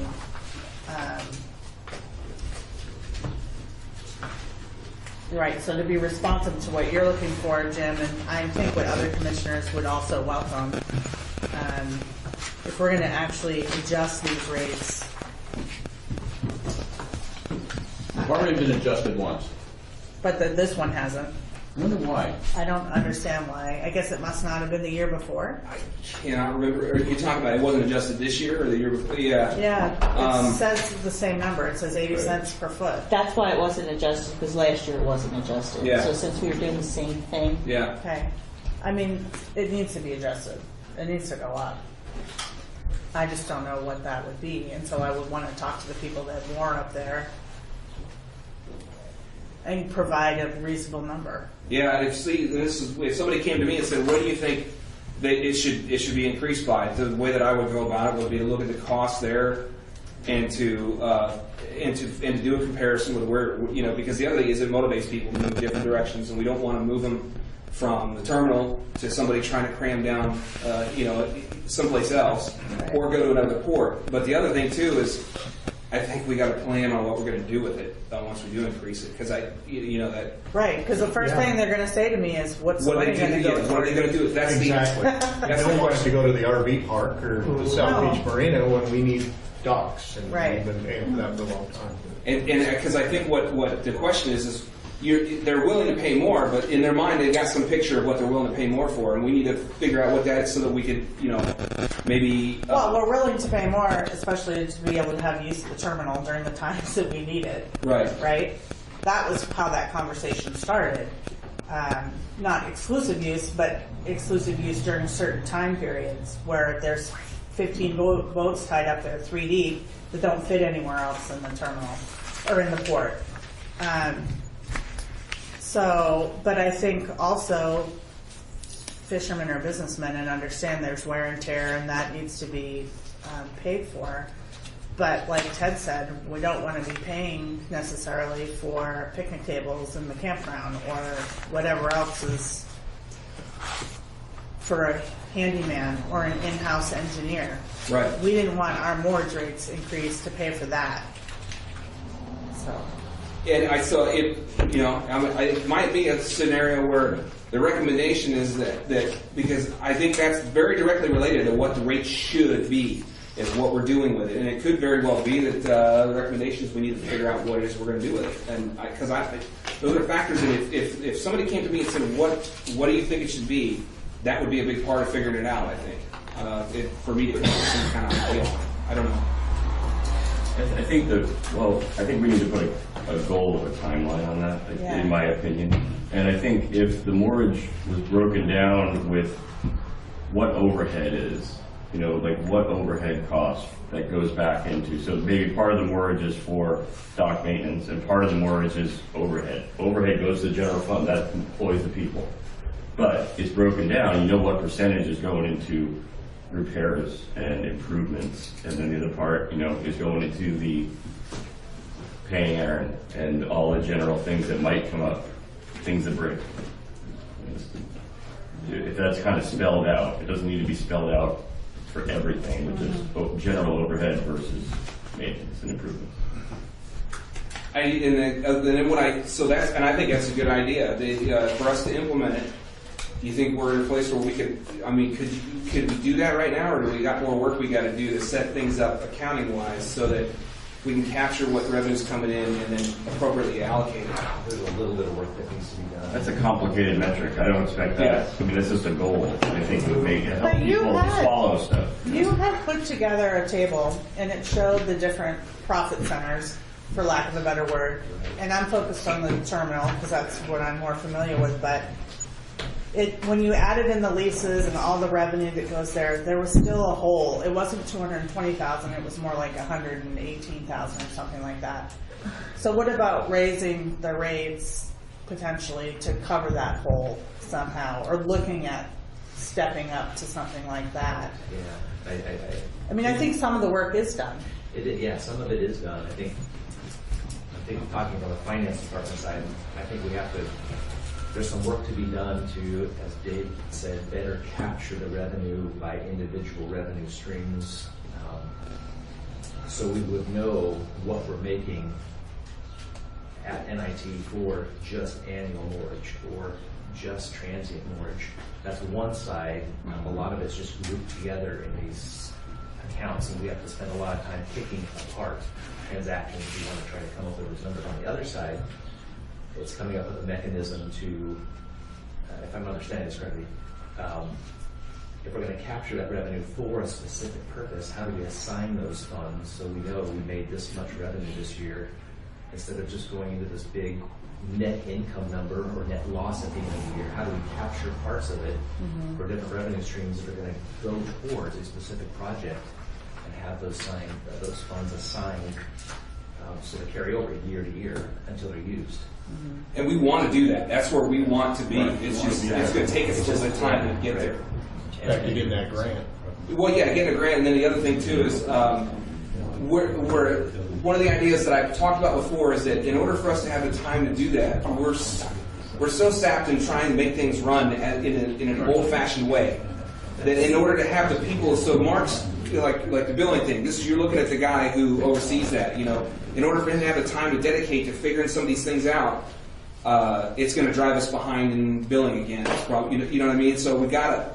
There's a way to go about it, but it's going to take some time to figure it out. I don't know. Well, and then sort of complicating all of it is some high-level policy decisions. So some people have made the assumption that the terminal should be covering the cost for other profit centers. It should be generating revenue from shipping that should then fix a myriad of issues throughout the port. To me, I don't know that the commission has made that high-level policy decision. Or, I think there was Port Dock 5 users will never be able to cover the cost of what needs to be done there. So who else is going to pay? How are we going to cover that cost? And just figuring out those high-level policy discussions or decisions, I think, is sort of just out there. It hasn't been decided. You couldn't raise our mortgage enough to buy a new Dock 7. No. And that was one of the things I was going to mention too. Is I've looked at this very segmented, but I'm not saying that we should not ever be able to operate the port altogether. My point is that in order to do that in an intelligent way, we need to be able to look at, just like what David was saying, we need to know what we're doing when we do it, instead of just like throwing money around. We got to be able to break it up and know what exactly is the cost of that location. Does that location need to get some help from over here? And if so, how much, and what does it look like, and all that, But anyway, that's... these are some areas that are not... So I thought trucking, there was a conversation in this room at one of our previous meetings where someone was asking about trucks going up to the terminal, and I thought you said they are being charged. That was probably a question about the reefers that are sitting out there, the reefer trailers. Okay. We're charging storage for those guys. Okay. We're charging storage for all the trailers that are sitting up there right now. It's about 16 of them right now. But people that drive in, do some work and leave are they're not not getting charged. charged, but we're working on that. Yeah, the first step is to quantify it and then figure out what's reasonable based on the actual draw they're putting on the place. The Rogue is another prime example of industrial activity. It's not getting, and then the other question is, what's the reporting mechanism? How do we monitor it, and how do we make sure it's getting followed? How do we implement it for people that are, trucks coming on to port property to load up with catch at the hoist dock? How do we capture it? And that's, like I said, that's a challenge that we'll have to figure out. But I think it's something that we got to, but we want to do it in a way that's not going to ruin what people have going on right now. We want to somehow or other do it in an intelligent way. I noticed you cleverly skipped the parking slide. Yeah, I'm not really. My recommendation on the parking thing is, I think decisions that we make with parking directly impact the city. The city spent a lot of money on the tax money on the study that they've done, and I don't want to waste that effort and blow out their study by significantly impacting the Bayfront by a policy change right now. I think we should leave it and work with the city on that. One of the things listen to the discussion that's all about how we increase rates and stuff, but I think one of the things that I haven't heard in the formula is what value does a boat bring to the community? Other than just, you know, how can we charge more rates? How can we do that? I mean, in your formulas, you haven't really addressed the total value of that boat, what that boat brings to the community. And I think that needs to be put in the formula somehow. Whether the community needs to step up to the plate because of that value, you know, those are the kind of discussions I think we need to also look at. Yeah, it's definitely, like, that was one of the prime things that, well, last year when there was so much talk about the terminal, that was when I first started. That was a big part when I listened to different sides of it. Some people are mentioning that, and then other sides. I think probably the way that drives, because I didn't mention that here, and as I question myself on what caused me to do this, is I'm just focused on that. I'm focused on that first pie chart of, in order for us to bring that benefit to the community, we got to make sure we're not sinking. Well, like I just heard, I mean, that you'll never raise rates enough to replace 457. But yet the boats that park there bring tremendous value to the community. So yes, that probably should be subsidized somehow, you know, rather than because of the value that was brought in by different parts. That runs to the community somehow, you know, and adds value to the community. But I agree, you're never going to raise rates enough to cover some of that. And I mean, we're dealing with that at the city level too. We can't. Keep our rates. No matter what we do, we can't raise rates enough to pay for the swimming pool. You know, I mean, it's just that somehow we have to bring other revenues into it. Right. You know, what value does that bring to the community and how people use it? Bob Etter and then Bob Owie. It's a really important point, Dietmar, and I'm glad to hear it coming from the city council. You know, we tend to think in terms of our small businesses that we represent, but the working waterfront has a lot of public support, a lot of value to this community and beyond. Right now, there's people walking on Dock 5 learning about our business. There's families.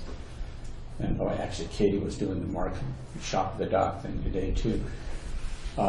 There's a lot of value there, and because it's valued so much by the public, you know, I don't think that the fish boat dock should be having to support themselves because you know, it's a public resource. We operate in a public space, and we have a lot of support. The single most upsetting thing to me in your presentation is this first pie chart, and there's this little sliver for grants. That's a shame, and we know it's not impossible to get grant financing because we have a neighbor whose pie chart looks quite different in Toledo, and I'm sure I'm not the only one in the room who's gone to Toledo and testified as in their applications and written letters to support obtaining some of those grants for improvements.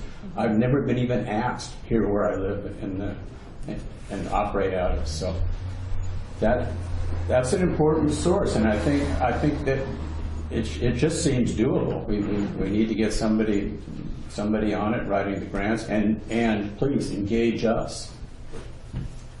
Bob Owie. One example of that, the city understanding that, is San Francisco. Anyway, 15 years ago, the Fisherman's Wharf, basically you didn't pay mortgage when you went there. You went to check in and say you're there, but you just parked there. It was paid for. The city of San Francisco just takes care of that to allow their Fisherman's Wharf to be, they respect that enough, and they know it draws money to the point where your mortgage is paid for when you go there. At least transit mortgage. That's the only thing I can testify to for sure. Well, and that's also been frustrating for us from MTC's perspective and people that utilize the terminal. You know, we've tried to put forward the numbers of what these vessels are generating, not just for payroll, you know, individual payrolls that go out into Lincoln County, but the services that we buy, the work we have done up at the shipyard. It's in the millions of dollars annually that go out into Lincoln County and the state of Oregon. And previously it just it seemed to fall on deaf ears, not you, Aaron, but prior to you. and trying to actually, if I'm saying it, people are saying, well, you're biased because you work for the fishing industry. And yes, I am biased, but this is real numbers. And so right now I'm actually working on trying to get an independent study done by an economist to look at not just the MTC boats, but the Lincoln County commercial fishing industry and what we generate and what we contribute to not just the port district, but the community and the larger state of Oregon. It's a tremendous amount of money. That isn't, I don't think that's stated enough, you know. I agree. I agree. Yeah. I mean, Yeah. tourists come here too because it's a working waterfront. Tourist dollars that are coming here. A lot of people that are in the tourism industry don't like to admit that, but it's true. They do come here to be stopped by a forklift and smell the smells and do whatever. So I think that's a huge, huge thing. Yeah. I think these community aspects are really important. We moved here because it's a fishing community. And fishing communities are really an endangered species, and the privatization of the resources put a lot of them, they've been destroyed by that. And I think that these soft aspects of this community are extremely important. One thing because I've heard that a lot, something to bear in mind is if you go back into strategic business plan, it says right in there, this is the most recent figure I've seen published, that the year before, $44 million worth of seafood was landed in Newport. So that's just for that 1 year, $44 million. That's just X vessel value. Yeah, that's nothing. When it goes but through the extra impacts. processors, whether they're independent or the big, I mean the multiplier is 3.1. And that's just for the seafood. That has nothing to do with the boat work, the and fuel. all the support industries. I mean, something as small as groceries. We spend hundreds of thousands of dollars in this community on groceries, right? So, I mean, it's huge. 20 or 15 years ago, I did a study that was looking at the groundfish decline, and I went around and interviewed car salesmen, and people were all, because of the disaster, I haven't sold a new truck to a fisherman that year because of the disaster, or when crab downturns, there's no trucks being sold. They're not buying jewelry at Christmas time it affects everybody in the fishing community. It's all the fabric of the community, and I don't think that that's valued enough. That's a good point. So it's like 44 million a year, and then you times that by 3.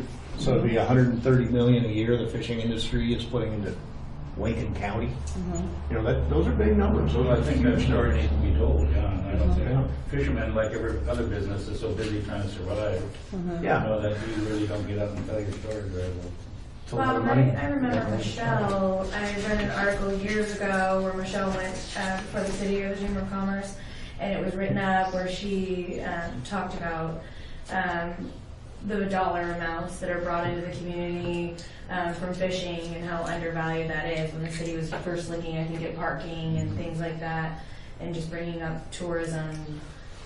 Maybe do you remember some of what she said? I mean, she did quite a thing, and it was kind of an untapped, hadn't been said, and here it was front page of the paper saying, hey, we talk about tourism, talk about tourism, talk about tourism. Here's some real numbers, what tourism brings versus what fishing brings, and it's not even in the same ballpark, Well, and it's not to get into a fight about that fishing is better than shipping, but shipping, while it could be an important component to what we have here, it will never generate the kind of money into Lincoln County that fishing does. It just won't. It might generate a small amount of money to the port, but it's not hiring people from here. They're not spending their money in this community unless they have an emergency. They're contained on their vessel. And yet, maybe longshoremen would have local jobs and some of that. Tree haulers and log truck drivers. They're working no workers. already. They're just going to a different location. A lot of them got out of business. That's not going to come back with shipping in Newport. Not unless you completely displace the fishing industry and the millions of dollars that we bring in. So in the city's comprehensive plan, they do have a section in there underneath the economic opportunity, EO8 economic opportunity analysis, where they speak to the commercial fishing industry. And they, and part of their statement in there is they do want to hear from the commercial fishing industry what it takes the city to help keep the vessels here. They do recognize the importance of it in the EOA, so it's part of the port, I think, is to continue work with the city and stay very close on what they have in their economic opportunity analysis, because they are asking that question, what will it take? The other thing is on mortgage, I just like to say on the, the sections 1, 2, and 3, we fell back to last year's raises on mortgages and stuff. It looked like they were from 4, 5, 6%. Terminal didn't go up. I would suggest right now that the terminals go up by 4%, same as sweet stock. You got to get a number on there. It can't be running flat. All right. I think that could be a recommendation from this group right now to at least show that, hey, this rate needs to go up. You look at sweet stock, it went up 4%. That's a highly used transient dog. And that's the same definition as what the terminal is. So I don't know. Does anybody have a problem with that? From the terminal users and from Fred earlier. I'm totally supportive of it. I think we can make a. So you said that 4% equals the sweet stock rate, is that right? Or? Yeah, I think that's what sweet stock went up. But I'm not saying that's the final number. I'm just saying, hey, let's just kick this can a little bit further until, and Mark made a good presentation at the last commission meeting. I think it was the last one, where our office staff, our financial director, we're down a person at the office. And when you're talking about applying for grants and stuff, Mark, you made a really good discussion point on that, to where your hands are full just keeping the books. Our financial officer is the one that we need a very talented one to put in place that will take over the HR work, will take over the grant writing and doing that type of work. And that's what we need. And the current budget, it's just. I got to tell you, the current budget's just goofy. I mean, it needs a lot of work. You guys got to do a lot of work on this budget that was put out. It was just a crapshoot. But you look at what was put into the budget. The last manager wanted to cut that position by 50% and hire somebody out of town that was going to do this job. Well, that's bullshit. That ain't going to work. We need to fill that position, make that guy earn his way. And that's what he'll do, is if he gets the grants we need. Some of them will fill in that pie up there, showing our grant revenue increases. But, so when I'm talking, raising that 4% now, it might need to go up another 4%. I don't know. Plus the grant approach, you should put together a subcommittee that includes people like me or others that have written grants. Somebody at the city, a subcommittee together to go after it and not put all the burden on an employee at the port. And I thought last year Karen was going to be taking some classes on grant writing. If you have a collaborative approach, for a lot of us that have raised money, it goes a lot better, and you can pull from the expertise that people have, places they've gone. Like I've done a lot with Economic Development Administration in the past and federal grants. I mean, there's just a lot of. I just wrote a support letter for the Port of Toledo for another small business. Yeah, he could even potentially be on the. I told him there was an opening over here. It just seems like that would be something that sure did. Yeah. would get you further along than. That was one of the reasons why I felt like that pie chart was really important, because it does shed a light on the fact that we do need to do better than that. And what I have learned about grants, I've learned from Bud so far anyway. So. But anyway, yeah, it's. Is there people at the city that could help? Oh, I'm sure that there is. Well, there also could be a way that it benefits the city as well. Right. So that's especially what I mean by the collaboration. Right, have them be able to tell the story. If you go back and look over the years, we're very competitive with the city on grants. We have been over the years, but some of the grants that were available in the past aren't available now. And so it's going to take more, it's going to take a dedicated person to identify these grants. And that's why I'm suggesting that we need to fill that financial officer position. It's really holding us back. And then back to the 4% mortgage increase, I don't know if we need to vote on that to move that ahead, but I'd like to get that off the table, as we do need to raise that. Is that the same number as the annual mortgage guys, Doc 5, Doc 7? I mean, right now at the terminal, it's 80 cents a foot. 4.5. Well, maybe it should all be the same. For the daily rate. I mean, it's already 30% more The daily rate for moorage at the marinas is 50 cents. Right now, it's 80 cents at the terminal. It was increased by 4% to 52 cents, so we could increase our 80 cents by 4%, is what you're suggesting. As a Well, yeah, I'm just saying, I'm just looking at sweet stock, which is double transient rate, was raised 4%. I'm just saying, the reason why sweet stock is set that way originally years back was because it was kind of set the same as the terminals anyway. So I'm saying, update the terminal 4%, same as sweet stock was. The sweet stock's a little less of a mortgage facility and a little more of a maintenance, hot work. So we should raise sweet stock up then. But I'm just saying there are some differences. If we align it more with what Dock 5 and Dock 7 are going up, then, because it's a mortgage facility, more. How much is Dock 5 and Dock 7 going up this year? 4% on the daily and 4.5% on the annual. So almost exactly the same. 4.5% would be the same as Dock 5. I mean, you guys already kind of felt Well, like that's why I it wanted should to go up kind of some. vet it some more. I mean, I would think, since we didn't get an increase last year either, I was thinking higher than 4%. But I didn't want to do that without talking to people I worked for first, besides David. But 4% I think is a no-brainer. I think it should be. Make it 5% for right now. I think it should be care. higher. It just needs, we need to show that we did something here today, okay? If it was raised one rate, then make it 5%. That's fine. I'm just going by sweet stock because that's how it was. Sweet stock is rated as double transient moorage.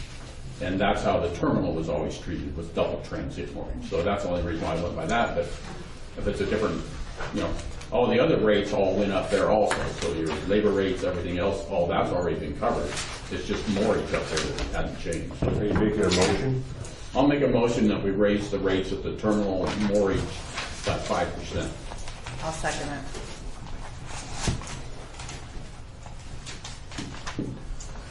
That was easy. Let's talk about my race. Anybody in opposition to that? No. That seems unanimous. Now, that's for the terminals and suites. Is that going to include also Dock 5 and Dock 7, or is that staying at 4? No, you're already, we didn't get an increase at the terminal, so it's more to bring it in line. Right, okay. And then to be responsive to what, Jim is saying as a commissioner, and I think the other commissioners would like too, I think from this meeting, we've had some suggestions, we've made a motion and recommendation on an increase that could actually be acted on at the next commission meeting. And then I think we need some more time because of the bigger picture that David described, and I think, Aaron, you agree with, I think we all agree, of where's the money coming from, where's it going. I think we should make a recommendation about really either some kind of subcommittee on grants or working on looking at least what's available and the timelines. I think you have partners that would be willing to do that. I know that, I would be willing to do that. And I think we could identify others. So I think that would be, I don't think anybody here is against looking at grants. I mean, I don't know of another port that's self-funding, right? Every port is subsidized to some degree. So for us to be thinking that somehow we're going to be self-funding, I don't think that that's. No, that's what I was saying. To me, what it looks like we're doing right now, though, is because we're not setting any kind of target. We're not setting a target for grant revenue. We're not achieving it. We're not, and it allows over time the importance of it to kind of start declining. But if we got some kind of target on replacement costs or overall operating fund revenue that we're looking to bring in by it causes us to drive that direction. Right now, we don't have any of it. So that's an idea that I had was we need to establish what percentage of these projects or what percentage of replacement of the docks and things are going to be, and then it also says that, well, if we're looking to bring in half of our money, for example, by grants, then we should probably have somebody dedicated toward doing that. And as a starting place, maybe, I mean, Kent, you did a lot of work on reformatting one of the docks. You made presentations to this group. a lot of our problems could be solved by having more dock space, right? Yes. That's not a secret. That's the biggest thing I can see that would benefit this port is rebuilding Dock 7 with something similar to what I made up if we can get the mitigation and we have the mitigation credits and have to deal with the eelgrass to get that place deep enough to hold the boats. And there's a lot of, I had some 50 and 60 foot slips in there just so we could take some of that pressure off of Dock 5 and get people their own slips. So that should be right up there in the top priority, I think right after the Dock 5 pier. I would agree. Even to present the grant, it's going to take a lot of work just to put the grant writing in place, what your request is. Because the request is harder. I mean, the hardest part of a request is how you back up your request. And so that's going to take more than a committee, Heather, to determine. You're going to have to put an economic analysis into it. You know, any grant's going to require an economic analysis, a use analysis, and everything that goes with it. And so that's the part that's going to take a lot of legwork. That's the part that takes a lot of effort. We know we need more moorage, but to represent a grant, you have to fill in all those lines. And so that's something that really, you know, it takes manpower. It's going to take a long time too. It'll probably take 3 or 4 years easy just to get all your permits and get that stuff into place. Yeah, but if we always keep saying it's going to take this long, it's going to take, and never actually get going, then we'll never get anywhere. You gotta get started somehow. One of the things that Mark and I were talking about in the office the other day is really, you look at from year to year, we budget from year to year, and without we really need to get a really long-term plan going. We need to update our strategic business plan. I also would say that we probably should follow the model of the city and develop some sort of vision for 30 years, 40 years, 50 years, whatever it is, because you guys all know the marine industry is changing. I mean, look at how it affected the port of Newport over the last 80 years and how different it looks now. So without some kind of vision in that direction, we aren't going to drive that way, and we dedicate some resources to doing that, and then how we'll be able to fill the blanks in on grants and stuff like that in between. But that's how we would get there, I would think. So there's kind of two approaches. There's one with these short-term recommendations, like the 5% increase at the terminal. Are there any other numbers on here that people feel comfortable? That 1 hour minimum on the forklift rate, I've heard that that's something that you guys you're not happy with the hour, right? Not really. Well, I guess I was thinking, yeah, but if you increase the hourly rate and then do a minimum half hour. Yeah, So let's say take the hourly rate up to 13 or even 14. 14 is better than 15, but do a minimum of a half hour. I think the half-hour minimum should also, most importantly, apply to the labor charge associated with the forklift. I just want to be clear on that. Okay. I can tell you right now, minimum charges would go up to 45 minutes. There's going to be a lot more guys getting the hourly charge because a lot of boat loads that come in and we move, we figure about 3 minutes per pallet. So a lot of those guys fall in right into the 40 to 45 minute range in moving their load of gear. So there's going to be a lot more if you move it down to 30 minutes instead of 45. Just putting that up there. Hours.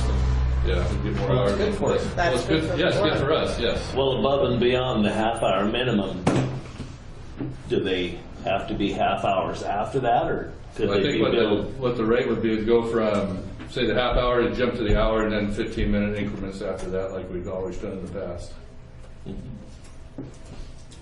That's fine. So that way it was like a 45-minute minimum before because you were figuring on average pallets and... Yeah, that had some thought into the process of doing that. So is that a recommendation from the board? Do we, on the actual change? Or? Is there anybody opposed to? We need that. What would the number be though? What would the rate be? What was it now? 12.50? $12.75. $12.75. For the small. But the labor rate would also Stay the same. stay, at the minimum. But we make it 14. The 7 is easier to have. Sure. Make a motion, I'll second. I'll make a motion, make it $14 an hour and go to the half hour. I'll second the motion. That's on small forklift, right? Yes. Is there any opposition or discussion about that? Okay. Motion carries.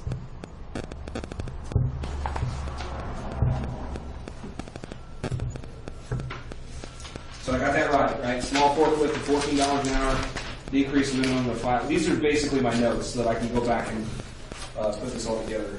Well, Karen's also writing she's the got minutes, motions, too. and it's Yeah. recorded. And then the other thing I wrote down, just to clarify, how it goes though is it moves from half hour to hour, and then beyond the hour, 15-minute increments. And like Bob said, that also includes the man So it driver. goes from half hour charge, over that it goes to an hour, Yep. and then 15 minutes beyond that. Is how it's done now, 45 to an hour, then by 15. Right. And then just the note that we would want the labor to follow the same way.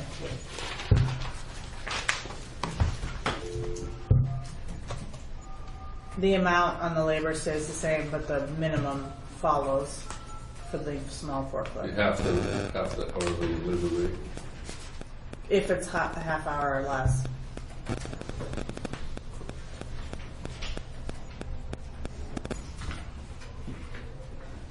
Does that make, I mean, I got that right? Well, I can't see that from here. Labor minimums also follow the forklift rate, basically.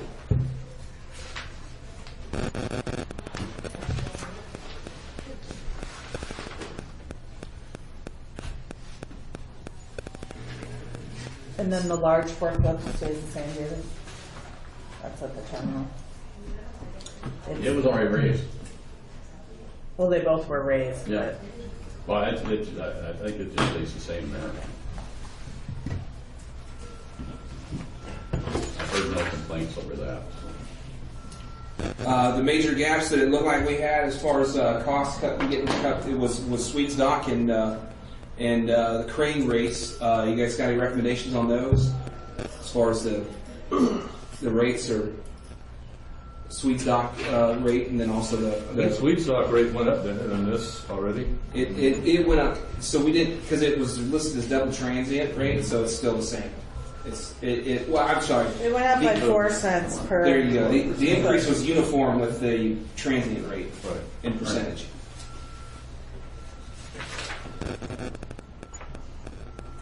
I mean, I guess until we had, I don't know, if you guys are comfortable making more changes on the cranes and that type of thing, it's beyond my level of expertise. I don't know, I don't understand how much life it has left, what we're trying to cover, where that money's going. Those are definitely things I can add to the presentation, or when I get this at the port commission. See, all the numbers there and put together, I mean, it's good, but it's got miles and miles and miles to go if you're going to use those to budget by or set rates and fees by. Yeah. So, it was, these are ballparks, like major ballparks, so. yeah, it's you know, you're looking at replacement of facilities and stuff. I mean, if you look at the replacement of Port Dock 7 versus, you know, to get to how many years it takes to replace Port Dock 7, we still have to do preventive maintenance on that facility as we're going that direction. I mean, you got a head float and a ramp that's ready to collapse. Once that falls in the water, you don't have Port Dock 7 anymore. You got an emergency on your hands. All your lines are fed through that. So we have to continue to replace these things as we're looking at a full replacement. And so those are things that are going to continue to go up. So those have to be put into your, you know, you go back to your priorities and your work list. These are things that have to be considered. You can't just sit back and say, well, we're now going to work for a grant and try and fix all these problems. You have to get into your preventive maintenance program and start working. So the comment here at the table, then I'll go back to the audience. Well, I was just having a thought along that, the grant stuff. Is it possible to like earmark some mortgage increase set aside for a person to start looking for the funding to do these things. Because that would be an easy sell to the fishermen if there was so much of an increase, but it's going towards this. Instead of us trying to pay for it, we're hiring somebody to find this money, you know? Can you earmark funds like that? Is it possible to do a raise sold under that premise? Aren't we supposed to get a new general manager? Isn't that qualify him to do that type of stuff? Doesn't seem to be working so well. Well, I mean, that should be one of the qualifications we get. You know? Yeah. That would be his duties. I agree. Well, something to look for when you start looking for a new general manager is somebody that knows their way around grants. Another comment here. I'm really an outsider here, but it really seems to me that you're completely missing any long-term planning. And that all of these things that you want to do need to fit into the context of a long-term plan. And that's like infinitely grantable. You know, there've got to be community grants. My experience is kind of outside the country, so I'm not familiar with U.S. grant options. But I would think that you could much easier get a much smaller grant and get someone to do a long-term plan. And you know, you have the subcommittee already established. But you keep talking about things that need, big things that need to be done, but you haven't been able to set which goes first and which goes second.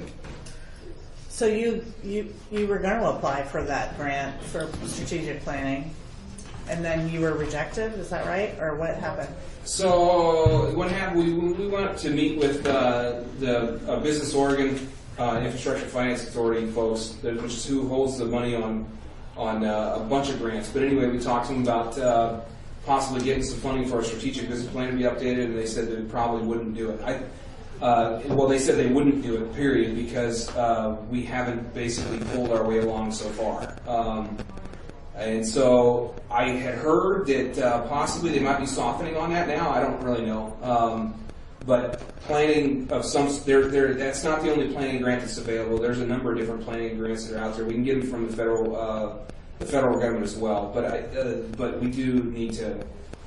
What I have learned about grants in the time that I've been working for the port is it's very much like when you approach the bank for a loan on something. If you show up at the bank and you say, I need some money, and they say, well, what are you going to do with it? And you're like, well, that's some stuff. I haven't figured it all out yet. They're not going to give you the money. But if you go toward, when you're applying for the grants, like we were saying, it's got to be well planned out. So planning is like the first step of all that, planning. And sometimes it sounds, as I listen to people, like not everybody understands how important planning is in the whole process. But planning has to be a major focus, because that's what's going to get us on these long-term strategic directions. Sometimes it sounds like we put the cart before the horse and we're just grappling for some grant money, and that doesn't look good to the grantors. So we've been at this for almost 3 hours. I think we've made a little bit of progress. I've definitely learned a lot, Aaron. I appreciate the presentation that you put together. It's a start toward providing some feedback to the commission. I guess what I would want to also include is that we're not saying don't change the other rates. We just don't have enough information to make those recommendations today. If the commission decides at their meeting later this month, then I'll be at that meeting to represent the committee. But if the commission decides they want us to continue, I'm assuming this group is willing to continue having the conversation about rates, and I think we just need more information, and I don't know how we're going to get that. But I don't want the thought to go to the commission that this is all we are able to do. Today, it's all we're able to do. Yeah. But the rates have already been raised. But they were raised weren't they raised, David, with the thought that we were going to go back and reconsider? Yeah. Yeah, but reconsider what? I mean, the rates that were raised were on top of the raise was made in the 14-15 budget. Mm-hmm. So if you look at that, those rates were raised twice over what it was in the 12-13 budget, okay? Because we wanted more repairs and more budgeted dollars for repairs, okay? So these rates were raised. Now, I'm not saying are they the right rates to be, but I mean, we could sit there and fine tune them if we want to, or we could say, you know, we did one rate that hadn't been adjusted. That's done. The rest of the rates are fine to complete the projects and the priorities we have on our list, okay? That's already been demonstrated. Okay. So, my position would be is to leave the rest of the rates as they were raised, 6% here, 5% there, 4% there. Leave those as they are until we get our manager hired, we get a financial officer hired, backfill these positions to where we are in a position then to get our work done. Right now, we're just running around with an arm cut off. There's the only way we can do anything with it. Looking at my budget that I really had not a lot of input on, Doug had taken my dock line item, reduced it from 30,000 down to 10,000. So, you know, well, my whole budget went down about 49,000 or something like that. Well, it depends on what dock. I mean, some of the docks. That's just docks in general. I mean, for like replacing whatever during the course of the year we need to do, more rub boards, more whalers, whatever it is, rods or whatever. His budget's a little higher than that, Ken. I mean, we've got not for the commercial marina. My budget went down totally about 49,000. Well, then that's where I'm telling Jim that the budget's really scary because we got budgeted for a $48,000 private public parking lot. I mean, that's a joke. So you start backing those things out of the budget and putting those in the money into where they need to be.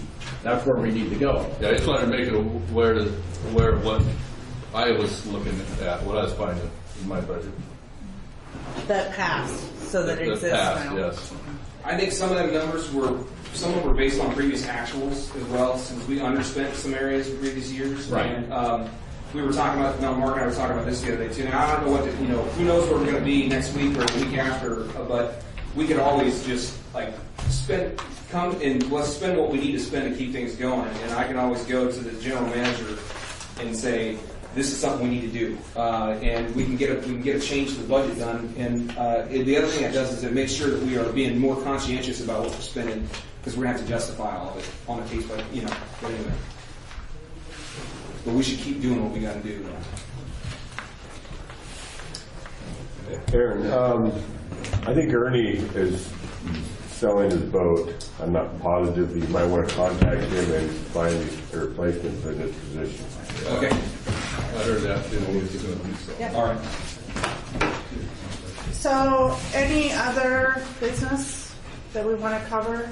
I did want to ask about those positions 1, 3, 5, 7, and 9. Is that right, Karen? Yes. 1, 3, 5, 7, and 9. I just wanted to verify. I'm going to put it in the Port Commission agenda next. And Karen actually sent an email out to all of us. I've only heard from 2. Well, you said only respond if you're not willing to serve. I don't think so, but Yes, it was. She Was said it a double respond negative? either way. But I just figured the easiest way is it's Clint, Mark, Heather, Gene, Bob, and David Jenks. And if all you guys want to keep on going, I'll just put it in the meeting packet for next. You guys are good, right? You want to go? Okay. Then I'll put it in the meeting packet that we recommend approval of you guys to go for another term. You didn't put my name, I can't remember. Did I get, Yeah, I don't think we're gonna. Yeah. No, you're 6. Oh, yeah. You're right. I missed the or. I thought you said let me know if you're not willing to serve. Which I could have asked. I've gotten no emails back. Okay. I sent you an email. You did, and so did Clint. You read yours. Good job, Gene. Good job. Okay. Any more comments from the public on anything? In his recommendations, you asked for the water rates need to be raised as one of your closing statements. Did you want to prove that the water rates can be changed to the city rate at least? I can make that. If you guys want to, make a that'd be fine with me. I'm probably going to make that recommendation either way because I think it needs to happen. Yeah, it would be good to go up to 410 is what I think it ought to be. And that covers personnel, that covers bookkeeping. That's just not a flat city rate. That's it'll clear us by about. It is a really hard number to figure out, but I think it's going to clear us by maybe 5 to 8%, something like that. Okay. But it's a very complex thing to figure out. So I'll make a motion, we do that. Raise it to 4.10. 410. I'll second. 4.10%. Second by, $4.10. Second. by Mark, yeah. No. Anybody in opposition to that? Okay. And then, right before we leave, what's the status right now on finding a general manager? Is there Interim or permanent? either? Is there any? You could probably speak best to that, I Sure. bet. We have a meeting on the 17th in which we're interviewing 2 interim candidates that were brought to us from special districts. Okay. And we're working on that job description. We're revamping the general manager's job description at the same time. Recommendations are going to Karen. We're going to visit that at that time. Our intention is to interview both of them, have an executive session, have a public session, and hopefully make a timely decision. Okay, on the 17th. And also make a timely decision, put a goal together to put a timely decision in front of the permanent position as well. Okay. And the other Great. goal is to get that agenda out later today. It should be coming out today. Yeah. Okay, awesome. Thank you. Is former manager Don Mann one of the Yes, he is. considerations for interim? Yep. Did Mike cooking? No. Okay, if there's nothing else, why don't we adjourn? Okay. Thanks, everybody.